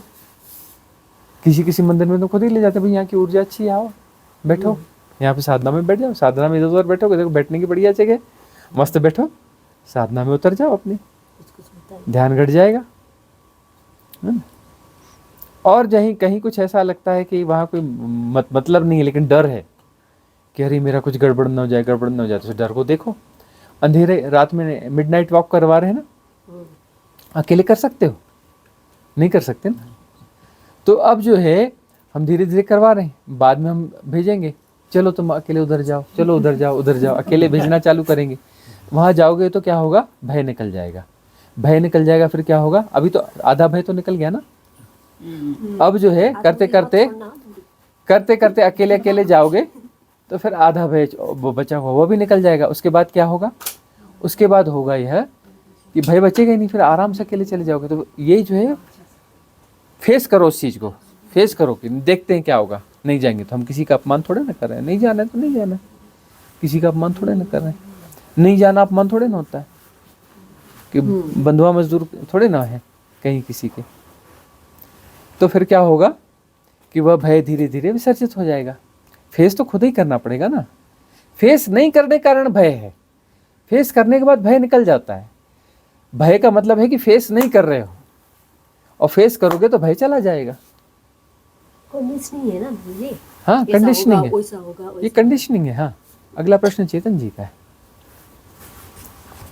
गुरुजी, मौत एक बड़ी मिस्ट्री है। हाँ और मौत के टाइम जो भी पेन होता है, इमोशनल, फिजिकल, और कहीं ऐसा भी सुना है कि मौत के टाइम जो अपना थर्ड है या पीनियल ग्लैंड है, वहाँ से कोई एक ऐसा मतलब केमिकल या रस का रिसाव होता है जिससे एक समाधि सुख मिलता है। और अस्तित्व उतना निर्दयी तो हो नहीं सकता कि मौत एकदम क्रूर तरीके से भी उसको मतलब पेन हो। तो ये थोड़ा आप अनफोल्ड करिएगा। हाँ, मृत्यु की बात जो हो रही है, जैसे मृत्यु की बात हो रही है, यह मृत्यु कौन सी मृत्यु है? Dissociation of physical world या physical body, dissociation of physical body, उसको हम क्या कहते हैं? मृत्यु। इससे एसोसिएशन का टूट जाना। अब साधना में कहते हैं मरो हे जोगी मरो, मरो मरण है मीठा, तिस मणि मरो जिस मणि गोरख मरी दीठा। मतलब साधना में जाओगे वहाँ भी डी एसोसिएशन होगा बॉडी से, डी एसोसिएशन होगा तो मृत्यु जैसी कोई घटना घटेगी, ठीक है ना। और एक मृत्यु कौन सी है? जिसमें शरीर डिजॉल्व हो रहा है, शरीर से डी एसोसिएशन हो रहा है, शरीर से हम पृथक हो रहे हैं, अलग हो रहे हैं, उसको हम मृत्यु कह देते हैं। उसके लिए हमने एक शब्द चुन लिया है, मृत्यु, ठीक है ना। अब वो जो मृत्यु वहाँ घटती है तो वहाँ पर जो है बहुत सारी चीज़ें घटती हैं। ऐसा होता है कि उस समय में जो है, मृत्यु के समय में, एक वो जो फांसी वासी होती है ना, फांसी उस समय कौन सा भय का केंद्र ज़्यादा वो रहता है ना। फांसी लगने वालों को मलमूत्र निकल जाता है, सुना है ना आपने? जब फांसी लगती है उनका मलमूत्र निकल जाता है, जैसे होता है तो मलमूत्र बाहर हो जाता है। ऐसे जब ये नॉर्मल मृत्यु होती है ना, तो नॉर्मल मृत्यु में क्या होता है, बड़ी ये तो स्मूथ वे में एक जाके हो रही है, तो इसमें जो है दो संभावनाएं होती हैं, दो संभावनाएं होती हैं, या तो वीर्यपात होगा या पीनियल ग्लैंड से स्राव होगा। ऊर्जा या तो इस तरफ से जाएगी या उस तरफ से जाएगी। फिर ऊर्जा का निकास होना है, ऊर्जा का प्रवास का निकास होना है, तो इधर से हो या उधर से हो, तो पीनियल ग्लैंड में जाएगी। अंत समय में जो है जिस चीज़ को संभाल के रखा है ना, वह उसका पूरा एक बोलते खजाना है, उसका कहीं ना कहीं उपयोग कर लो। खजाना है, अब तो जा तो रही है, उसका उपयोग हो जाए तो सहज है, वो एक बना हुआ प्रोग्राम है, या इधर या उधर अपना कुछ ना कुछ ऐसा हो जाता है। या हृदय चक्र से बोले प्राण निकले, किसी के मुख से निकल गए, तो वहाँ से रिलेटेड कुछ ना कुछ संवेदनाओं का कुछ काम हो जाता है। कुछ लोगों का, सबका नहीं होता है वैसे, पीनियल ग्लैंड से स्त्राव हो जाता है, या होता है, बाकी सबका भी होगा, तो किसी का कम होता है, किसी का ज़्यादा होता है। तो किसी का बहुत ज़्यादा हो जाएगा तो समाधि जैसा सुख मिलेगा, मतलब वहाँ पर जो है ना एकदम एक हाँ रिलैक्सेशन के साथ में एक अलग अलग किस्म की, एक्चुअली वो एक उत्तेजना किस्म की होती है ना, एक बड़ी मीठी सी उत्तेजना होती है, उसमें एक बड़ी मीठी सी उत्तेजना होती है जो सतोरी में घटती है। वो सतोरी वाली जो है ना, एक मीठी सी उत्तेजना वहाँ पे घटती है। तो ऐसा होता है। मतलब मर्डर वगैरह में हमको जो फिजिकली पेन दिखता है, हाँ वो एक्चुअल में किस हद तक होता होगा कि हमको जो दिखता है वो बहुत ज़्यादा दिखता हो और एक्चुअल में एहसास कम? ज़्यादातर मामलों में तो यह होता है कि जैसे मर्डर हुआ, किसी को चाकू घोंप दिया, चाकू घोंप दिया, तो जो तड़फ रहा है, हमें लगता है बेचारा बेचारा, वो बेचारा तो कहाँ बेचारा, वो तो बाहर निकल के खड़ा है। थर्ड बॉडी तुरंत बाहर निकल जाती है, थर्ड बॉडी बाहर निकल के खड़ी हो जाती है, जो कॉजल बॉडी सूक्ष्म शरीर तुरंत बाहर निकल के खड़ा हो जाता है। फिर वह देखता रहता है कि ये बच सकता है तो घुसूंगा, नहीं तो नहीं घुसूंगा। कुछ ठीक ठाक है तो घुसूंगा, और वो तड़फड़ाता रहता है, ये जो बकरे को मुर्गे को ऐसे काट देते हैं ना, सीधे काट देते हैं, वो तड़पता रहता है, बेचारा इतना तड़फड़ा। अरे वो आत्मा तो कभी, वो जो थर्ड बॉडी कहना चाहिए, सूक्ष्म शरीर और पीछे के सारे शरीर जो है बाहर निकल के खड़े हो जाते हैं। वो खड़े हो जाते हैं और फिर देख रहे, वो अपना सूक्ष्म शरीर डिसीजन लेता रहता है, क्या करूं क्या करूं क्या करूं, है ना, अरे इसका नहीं बनने वाला, निकलो यहाँ से। या फिर लगता है हाँ हाँ ठीक है, अरे वो ज़्यादा कुछ नहीं हुआ है, उसको इलाज के लिए हॉस्पिटल ले जा रहे हैं, वो कर रहे हैं, घुस जाते थोड़ी देर के लिए ना। तो फिर वो जैसे ही अपना वो घुसता है, वापस घुसता है ना, तो वहाँ पर जो है बेहोश हो जाता है। तो एक ये भी है ना कि साधक की जीवक्षणा तो शायद उतनी स्ट्रांग होगी नहीं, तो वो ज़्यादातर अवॉइड ही कर देगा।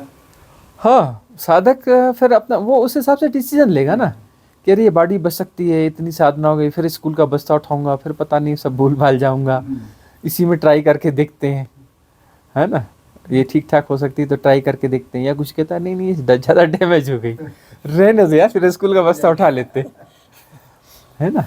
उस हिसाब से वो होश है, यदि तो होश है तो वहाँ पर वो होगा। हाँ, और वो कोई बेहोश रहते हैं ना, उनकी वो बॉडी तो निकल जाती है लेकिन थोड़ी देर में वापस घुस जाती है। एक गुरु को ऐसा। मैंने खुद देखा है, जो पापा कहते थे ना, 15 दिन तक उसने बैक ले लिया, फिर बैक यानी ऐसा बैक कि खाली हड्डी ही दिखे आपको, कुछ नहीं, पानी नहीं, कुछ नहीं, फिर वापस आ गए, वापस, और हेल्दी भी हो गए, और 1.5-2 साल तक रहे। और एक्चुअली वो टाइम ऐसा था कि उनको देख के मुझे ऐसा लगा कि बापा के बिना मेरा क्या होगा, कौन मेरा हाथ पकड़ेगा। और उनको ये पता चल गया, मतलब ख्याल ही आया उनको, उन्होंने पकड़ लिया। फिर मुझे कुछ बात नहीं, दूसरे दिन मेरी फ्रेंड उनसे मिलने गई तो उनको बोला कि बेटा तू चंद्रिका को बोल देना, बिल्कुल ही चिंता मत करे, मैं ऐसे छोड़ के नहीं जाऊंगा। और उसके बाद उन्होंने 1.25-2 साल तक लिया वापस। हाँ, उनका प्रश्न है ना, किनका प्रश्न है? हाँ, मेडिटेशन कोने क्या, मेडिटेशन किसको बोलते हैं और कैसे करते हैं? तो ये प्रश्न प्राथमिक लेवल का प्रश्न मैंने है। सुना ज्यादा बार है पर किया कभी नहीं है। हाँ। मेडिटेशन किसको बोलते हैं और कैसे करते हैं? जो करते हैं वह मेडिटेशन नहीं है, वह विधि है, मेथड है। मेथड ऑफ मेडिटेशन नहीं, मेथड फॉर मेडिटेशन। जो विधि की जाती है, क्रिया की जाती है, वह क्रिया यदि ठीक घटित हो जाती है तो क्रिया के बाद में ध्यान घटता है। ध्यान कृपा है, ध्यान जो है अस्तित्व की कृपा है, वो घटता है। ध्यान कोई कर नहीं सकता, जो किया जाता है वह मेथड है, वह क्रिया है। और ध्यान मतलब जो हैपनिंग है, जो घटेगा, ठीक है। तो हमारे हाथ में क्या है? क्रिया है। तो क्रियाओं को अपनाते हैं, उसके कोई विधियाँ होती हैं, उन विधियों को बताया जाता है, इसमें ये स्टेप है, उनको, उन प्रक्रियाओं को अपनाया जाता है। अपनाने के बाद हो सकता है कि कृपा हो जाए, ध्यान घट जाएगा, इसकी गारंटी नहीं है। कई बार क्रियाएं करोगे तो हो सकता है एक आध बार घट जाए।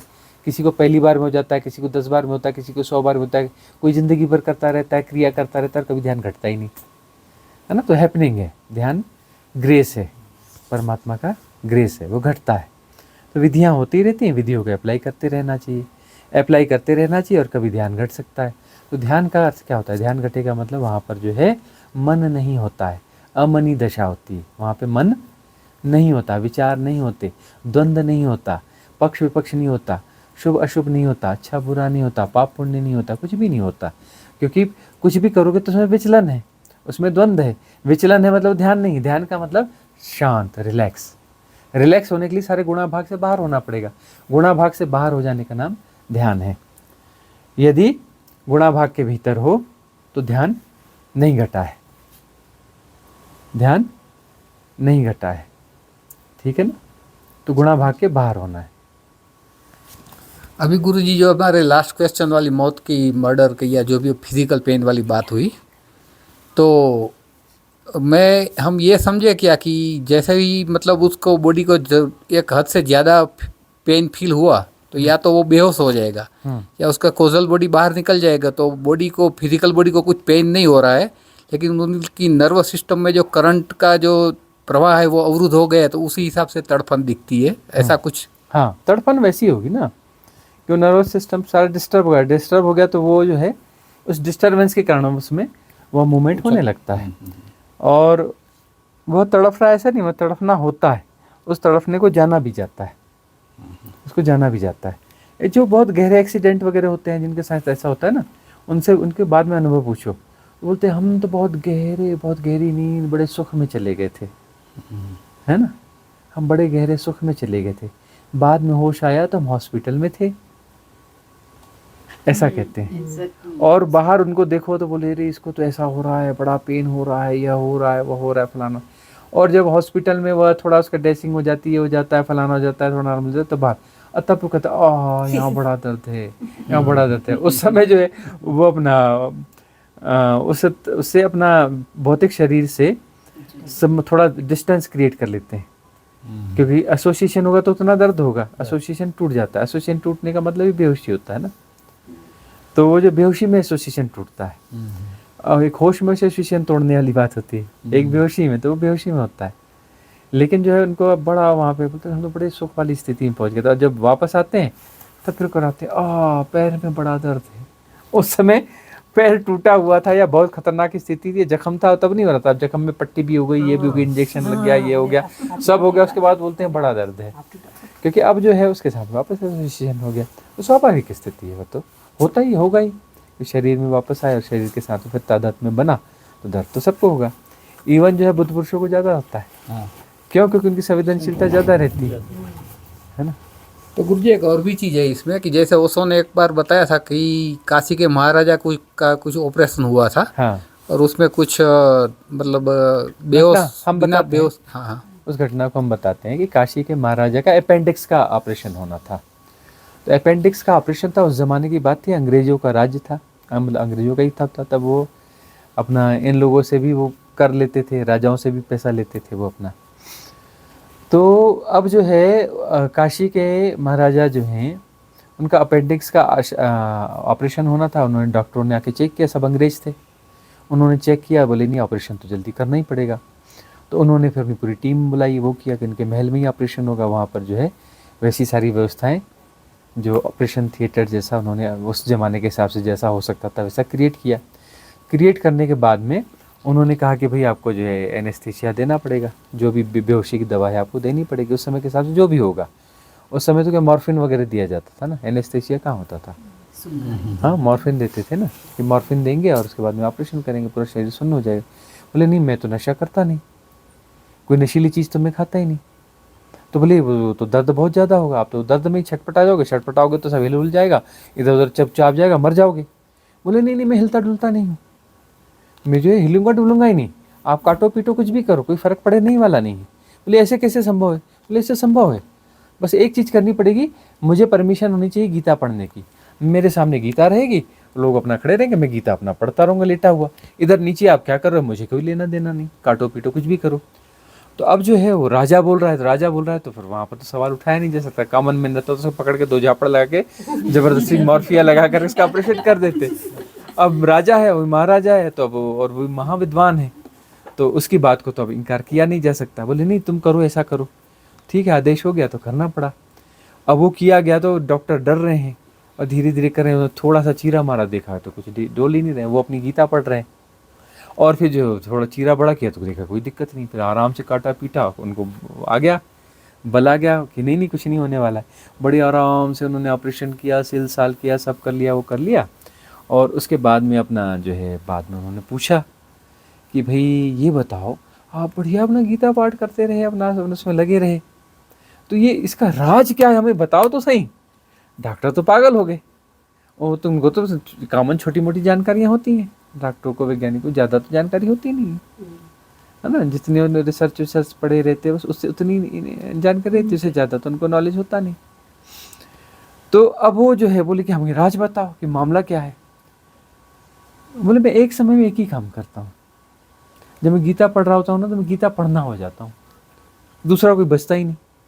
किसको दर्द होगा, दूसरा कोई होगा उसको ना दर्द होगा, मैं तो हूँ ही नहीं, मैं तो गीता पढ़ना हो गया, मैं गीता पढ़ना हो गया, मैं तो उसके अलावा बचा ही नहीं। किसको दर्द होगा, कहाँ दर्द होगा, कौन है कौन जिसको होगा, मैं तो मौजूद ही नहीं, मैं तो गीता पढ़ना हो गया। द्वैत तो बचता ही नहीं, अद्वैत। इसका मतलब तो ये हुआ ना कि उसने अपनी जो चेतना जो है उसको वहां से हटा दी पूरी तरह। पूरी चेतना शरीर से हटाकर जो कृत्य हो रहा है उसमें पूरी चेतना डाल दी, कृत्य में ही पूरी चेतना डाल दी अपनी। तो ये एक रेयर उदाहरण है, ये सबके लिए नहीं है, सबके लिए होना चाहिए। ऐसा पागलपन हम करते हैं या दूसरा ऐसा प्रदर्शन करने की कोशिश करें, ये सब पागलपन है। भाई उनके साथ होता था तो होता था, ठीक है, कोई कॉमन नियम नहीं होते, सबके लिए नहीं होते हैं। सरदार वल्लभ भाई ने भी ऐसा कुछ किया था ना, पता नहीं। और गुरुजी एक चीज़, हम लोग बोलते हैं कि मौत है वो एक्चुअल में बहुत सबसे बड़ा झूठ है। ये एक्चुअल में स्पिरिचुअल लोगों की बात कर रहा हूँ, मौत सबसे बड़ा झूठ है। दूसरी तरफ साधक लोग या जो भी स्पिरिचुअल लोग हैं वो मौत से बचते भी है, और समाज में जो अन्याय या कुछ होता है तो वो इसलिए भी चुप बैठते हैं कि वहाँ जाएंगे तो खुद हमारे ऊपर खतरा है। तो ये दोनों थोड़ी कंट्रोवर्सी बात लग रही है। देखो, शरीर क्या है, अवसर है, शरीर अवसर है। इस शरीर को धारण क्यों किया था साधक ने, इस शरीर के माध्यम से मुक्ति की साधना करेंगे, तो उसका टॉप प्रायोरिटी क्या है, साधना है। तो वह जो है इस शरीर को बचाना है, साधना पूरी नहीं हुई है ना। और रहा सवाल अन्याय और उसका, वो तो सदा होता रहता है, आपको यहाँ दिख रहा है। अरे इतनी बड़ी धरती में हजारों लाखों जगह हो रहा है और लगातार हो रहा है, कभी रुकता ही नहीं। और न्याय अन्याय क्या है, पक्ष और विपक्ष है ना। किसी जगह पे ये इस अन्याय को, इसको बड़ा अन्याय माना जाएगा, किसी जगह छोटा अन्याय माना जाएगा, किसी जगह अन्याय नहीं माना जाएगा, इसको न्याय माना जाएगा। वही सेम घटना है, एक पक्ष न्याय मानेगा, दूसरा उसको अन्याय मानेगा। हाँ, जिसके साथ अन्याय हो रहा है बोलता है मेरे साथ अन्याय हो रहा है, जो अन्याय कर रहा है बोलता है कि मैं न्याय कर रहा हूँ, इसने गलत किया, मैं उसकी सजा दे रहा हूँ उसको, है ना। तो इस प्रकार की चीज़ें हैं। तो न्याय और अन्याय के फैसला कौन करेगा, जो मन में जिएगा, और जो मन में है ही नहीं वो काहे का फैसला लेगा, बोलेगा ठीक है जो हो रहा है, सब हो रहा है, सब जाना जा रहा है ना। आप अपना जो जानते रहो, सब हो रहा है और जाना जा रहा है। गुरुजी ऐसा लगता है कि साधक को तो बहुत स्वार्थी होना चाहिए। हाँ, स्वार्थ ही होना चाहिए, तभी तो स्वार्थ घटित होना चाहिए ना, स्व का अर्थ घटित होना चाहिए। अरे दूसरों का अर्थ क्या जान रहे, दूसरों का अर्थ तुम कैसे जानते हो, अपने आप को नहीं जानते, दूसरों को क्या जानोगे। उसके स्वार्थ ही, स्व का अर्थ जानने वाला होना चाहिए कि मैं कौन हूँ। पहले यही तो जान लूँ कि मैं कौन हूँ, तब तो दूसरों के बारे में उंगली करूँ, ये सही है, ये गलत है, ये अच्छा हो रहा है, ये बुरा हो रहा है। तुम्हें कैसे पता चला कि अच्छा हो रहा है कि बुरा है, तुम हो कौन, मैं कौन हूँ। अरे मुझे पता ही नहीं मैं कौन हूँ। जब तुम हो, तुम्हें खुद नहीं पता कि तुम कौन हो, तो दूसरे के बारे में तो फैसला करने वाले क्या होगे। और गैर साधक तो तुम कौन हो तो बोलेगा मुझे नहीं जानते, मैं फलाना हूँ, मैं ठिकाना हूँ, मैं ये हूँ, इतना पढ़ा लिखा हूँ, फलाना हूँ। वो गैर साधक ऐसी बात करेगा। साधक बोले पूछो तुम कौन हो, नहीं मुझे तो नहीं पता, मैं तो ढूंढ रहा हूँ भाई, अभी मुझे क्या पता मैं कौन हूँ, उसी लिए तो जन्म लिया है, उसी लिए तो खोज रहा हूँ, पता चल जाए तो समस्या खत्म हो जाए। तो भाई उसको तो अपनी जगह पे खड़ा होना चाहिए ना, कि अभी मुझे खुद के बारे में ही पता नहीं, मैं दूसरों के उसमें टांग के फंसा रहा हूँ, ज्यादा क्यों उंगली कर रहा हूँ। इसी समझ से वो इन्फ्लुएंस से बाहर आ जाएगा टोटल। हाँ, वो बाहर आ जाएगा और स्वयं को डिजॉल्व करना है। और स्वयं यदि हम डिजॉल्व हो गए तो फिर प्रतिसंवेदन होगा, उसके बाद उनके माध्यम से यदि कुछ घटना है तो घटेगा। कोई देशना मिलनी है दूसरों को तो मिलेगी, दूसरों को कोई देशना मिलनी है तब मिलेगी ना। कि जब स्व को जान लिया तो स्व को जान लिया ने सबको जान लिया। स्व तो मार्ग है ना, परम होने का मार्ग है, परमात्मा होने का मार्ग है, सब जान लिया। और सब जान लिया तो फिर दूसरों की मदद अपने आप से होगी। परमार्थ अपने, इस परमार्थ उससे होगा जिसका स्वार्थ सद गया। जिसका स्वार्थ ही नहीं सुधा, उसके परमार्थ क्या होगा? जो खुद का ही कल्याण नहीं कर पाया, दूसरों का कल्याण क्या करेगा? पहले खुद का कल्याण करना पड़ेगा ना। खुद का कल्याण होगा तो दूसरों का कल्याण अपने आप होने लगेगा उससे। निमित्त बनने के बाद होगा। गुरुजी, आजकल पता नहीं ऐसे मैं, मेरा, हमारा ऐसा करने के टाइम पे कुछ होता है अंदर, यू नो। हाँ, वो पता चलता नहीं, ये मेरा मेरा, अरे मेरा तो कुछ है नहीं। हाँ। ये मैं, अरे मैं तो कुछ है नहीं। अब प्रयोग तो कर रहे हैं, व्यवहारिक सत्यों में प्रयोग करना पड़ता है मैं मेरा। व्यवहारिक सत्य अपनी जगह काम करते रहेंगे। देखो ऐसा नहीं, अभिनय पूर्वक तो सब करना पड़ेगा, मैं मेरा भी करना पड़ेगा, कहीं पर वो कुछ करना ही पड़ेगा। एक और बात रह गई कि भाई कहीं कोई न्याय घट रहा है तो कई बार प्रतिसंवेदन हो जाएगा। प्रतिसंवेदन होना है तो हो जाएगा। प्रतिसंवेदन का मतलब हम बीच में नहीं, हम निमित्त है। हमारे माध्यम से वहाँ यदि कुछ होना है, उसको बचाया जाना है तो बचाया जाएगा। लेकिन हम देख रहे हैं, हम जान रहे हैं, हमारे माध्यम से हो रहा है, लेकिन हम नहीं कर रहे हैं, हमारे माध्यम से हो रहा है। भाई हमें नहीं पता हो रहा है, वो जाकर के उसको बचा लिया या हेल्प कर दिया, कुछ कर दिया, हो रहा है, वह प्रतिसंवेदन कहलाया।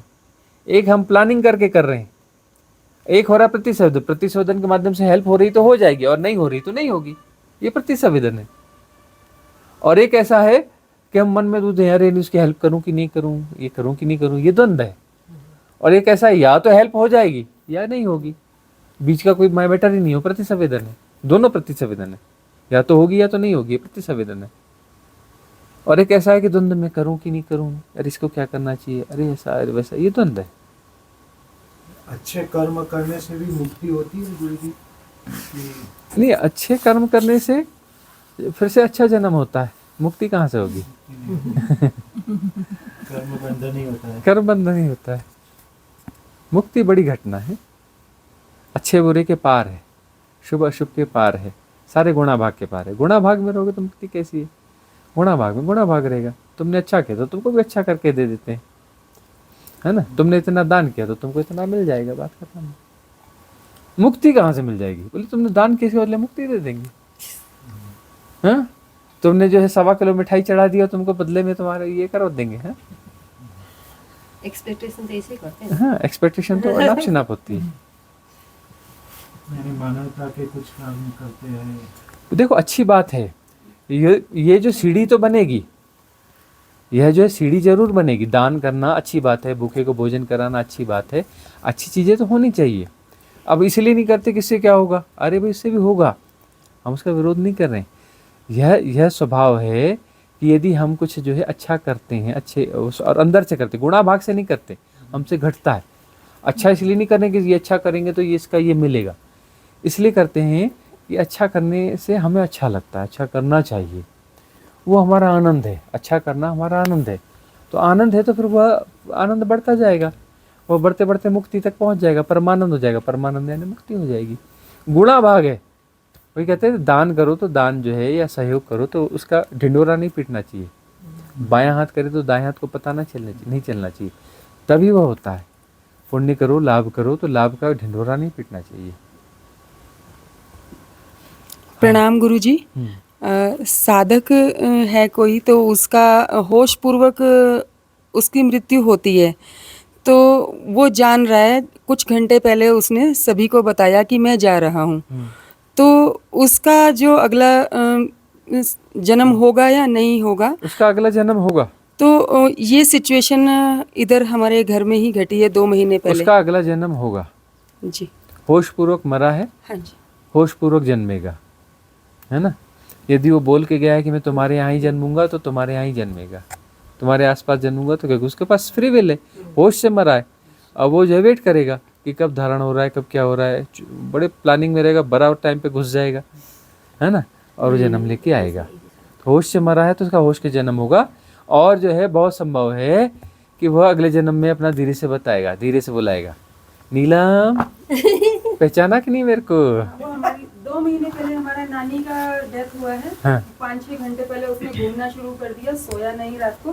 ब्रह्म मुहूर्त में सबको बुलाया और बोला कि ये चाबी पकड़ो, मेरा पूरा काम हो गया, मुझे जाना है। स्नान किया और खुद ही लेट गई और बोला कि मैं जा रही हूँ, और वो चली गई, बिल्कुल एकदम शांत उसमें। 2 महीने पहले ही हुआ। ठीक है, ऐसी सोल्स जो है होश से शरीर छोड़ा है तो होश से फिर से जन्म होता है इनका। और हाँ मतलब फिर ये है, इनकी संभावना होती है कि अगले जन्म में इनकी साधना, थोड़ी बहुत साधना तो जरूर रही होगी, तभी तो होश से गए हैं। जीवन में सहजता सरलता रही होगी कुछ साधना। तो अगला जो जन्म होगा, अगला जन्म साधना में और गहरे जाएंगे, इनके जीवन में साधना उतरेगी और बहुत बहुत गहराई आएगी। ऐसे साउस की बहुत ज़्यादा जन्म तो नहीं बची होगी ना फिर? हाँ, ये एक्चुअली ऐसे जो है लगभग श्रोतापन्न की स्थिति में आ जाते हैं। नहीं आए हो तो अगले जन्म में श्रोतापन्न तो हो ही जाएगा, मतलब ज़्यादा से ज़्यादा 7 जन्म होंगे। जैसे अभी स्वामी जी 3-4 महीने पहले हमारे पड़ोस में बुजुर्ग बैठे रहते थे, तो मैं आम लाया, मैंने उनको आम दे दिया और उनने आम खाया और आधे घंटे बाद वो शांत हो गए। हाँ तो ये क्या? हाँ, ये ऐसा होता है कि उनको जाना तो है, लेकिन कहीं पर थोड़ी सी कोई जो एक करंट वाली कोई प्यास, कोई पिपासा बची है, उनकी कोई वासना बची है, तो वहाँ पर प्राण उनका अटक जाता है, वहाँ उनका प्राण अटक जाता है। तो फिर वो डिमांड करते हैं और उनको मिल गया तो बड़ी अच्छी बात होती है। मरता हुआ आदमी को छोटी मोटी चीज़ मांगे ना, और उसको दे देना चाहिए, नहीं तो वो प्रेत योनि में वो भटकता रहता है छोटी मोटी चीज़ के लिए। मांगा था नहीं, मैं तो वैसे दे दिया था मैंने उनको। हाँ हाँ हाँ, बैठे थे तो बुजुर्ग थे, तो मैं देता रहता था, तो दे दिया था, तो आधे घंटे बाद तो वो शांत हो गए। हाँ, और ठीक है, उन्हें अब जाना था, हो गया। अपने को तो ऐसा नहीं, इसमें अपना क्या है। हाँ, उनकी तृप्ति हो गई उससे तो। हाँ, अद्वैत के अंदर तारतम्य का स्थान किधर रहेगा? अद्वैत के भीतर तारतम्य का स्थान किधर होगा? अद्वैत के भीतर, अद्वैत का अर्थ होता है तारतम्यता परिपूर्ण हो गई। अद्वैत का अर्थ है तारतम्यता परिपूर्ण हो गई। अब न तारतम्यता है न गैर तारतम्यता है, सारी तारतम्यता का खेल ही खत्म हो गया।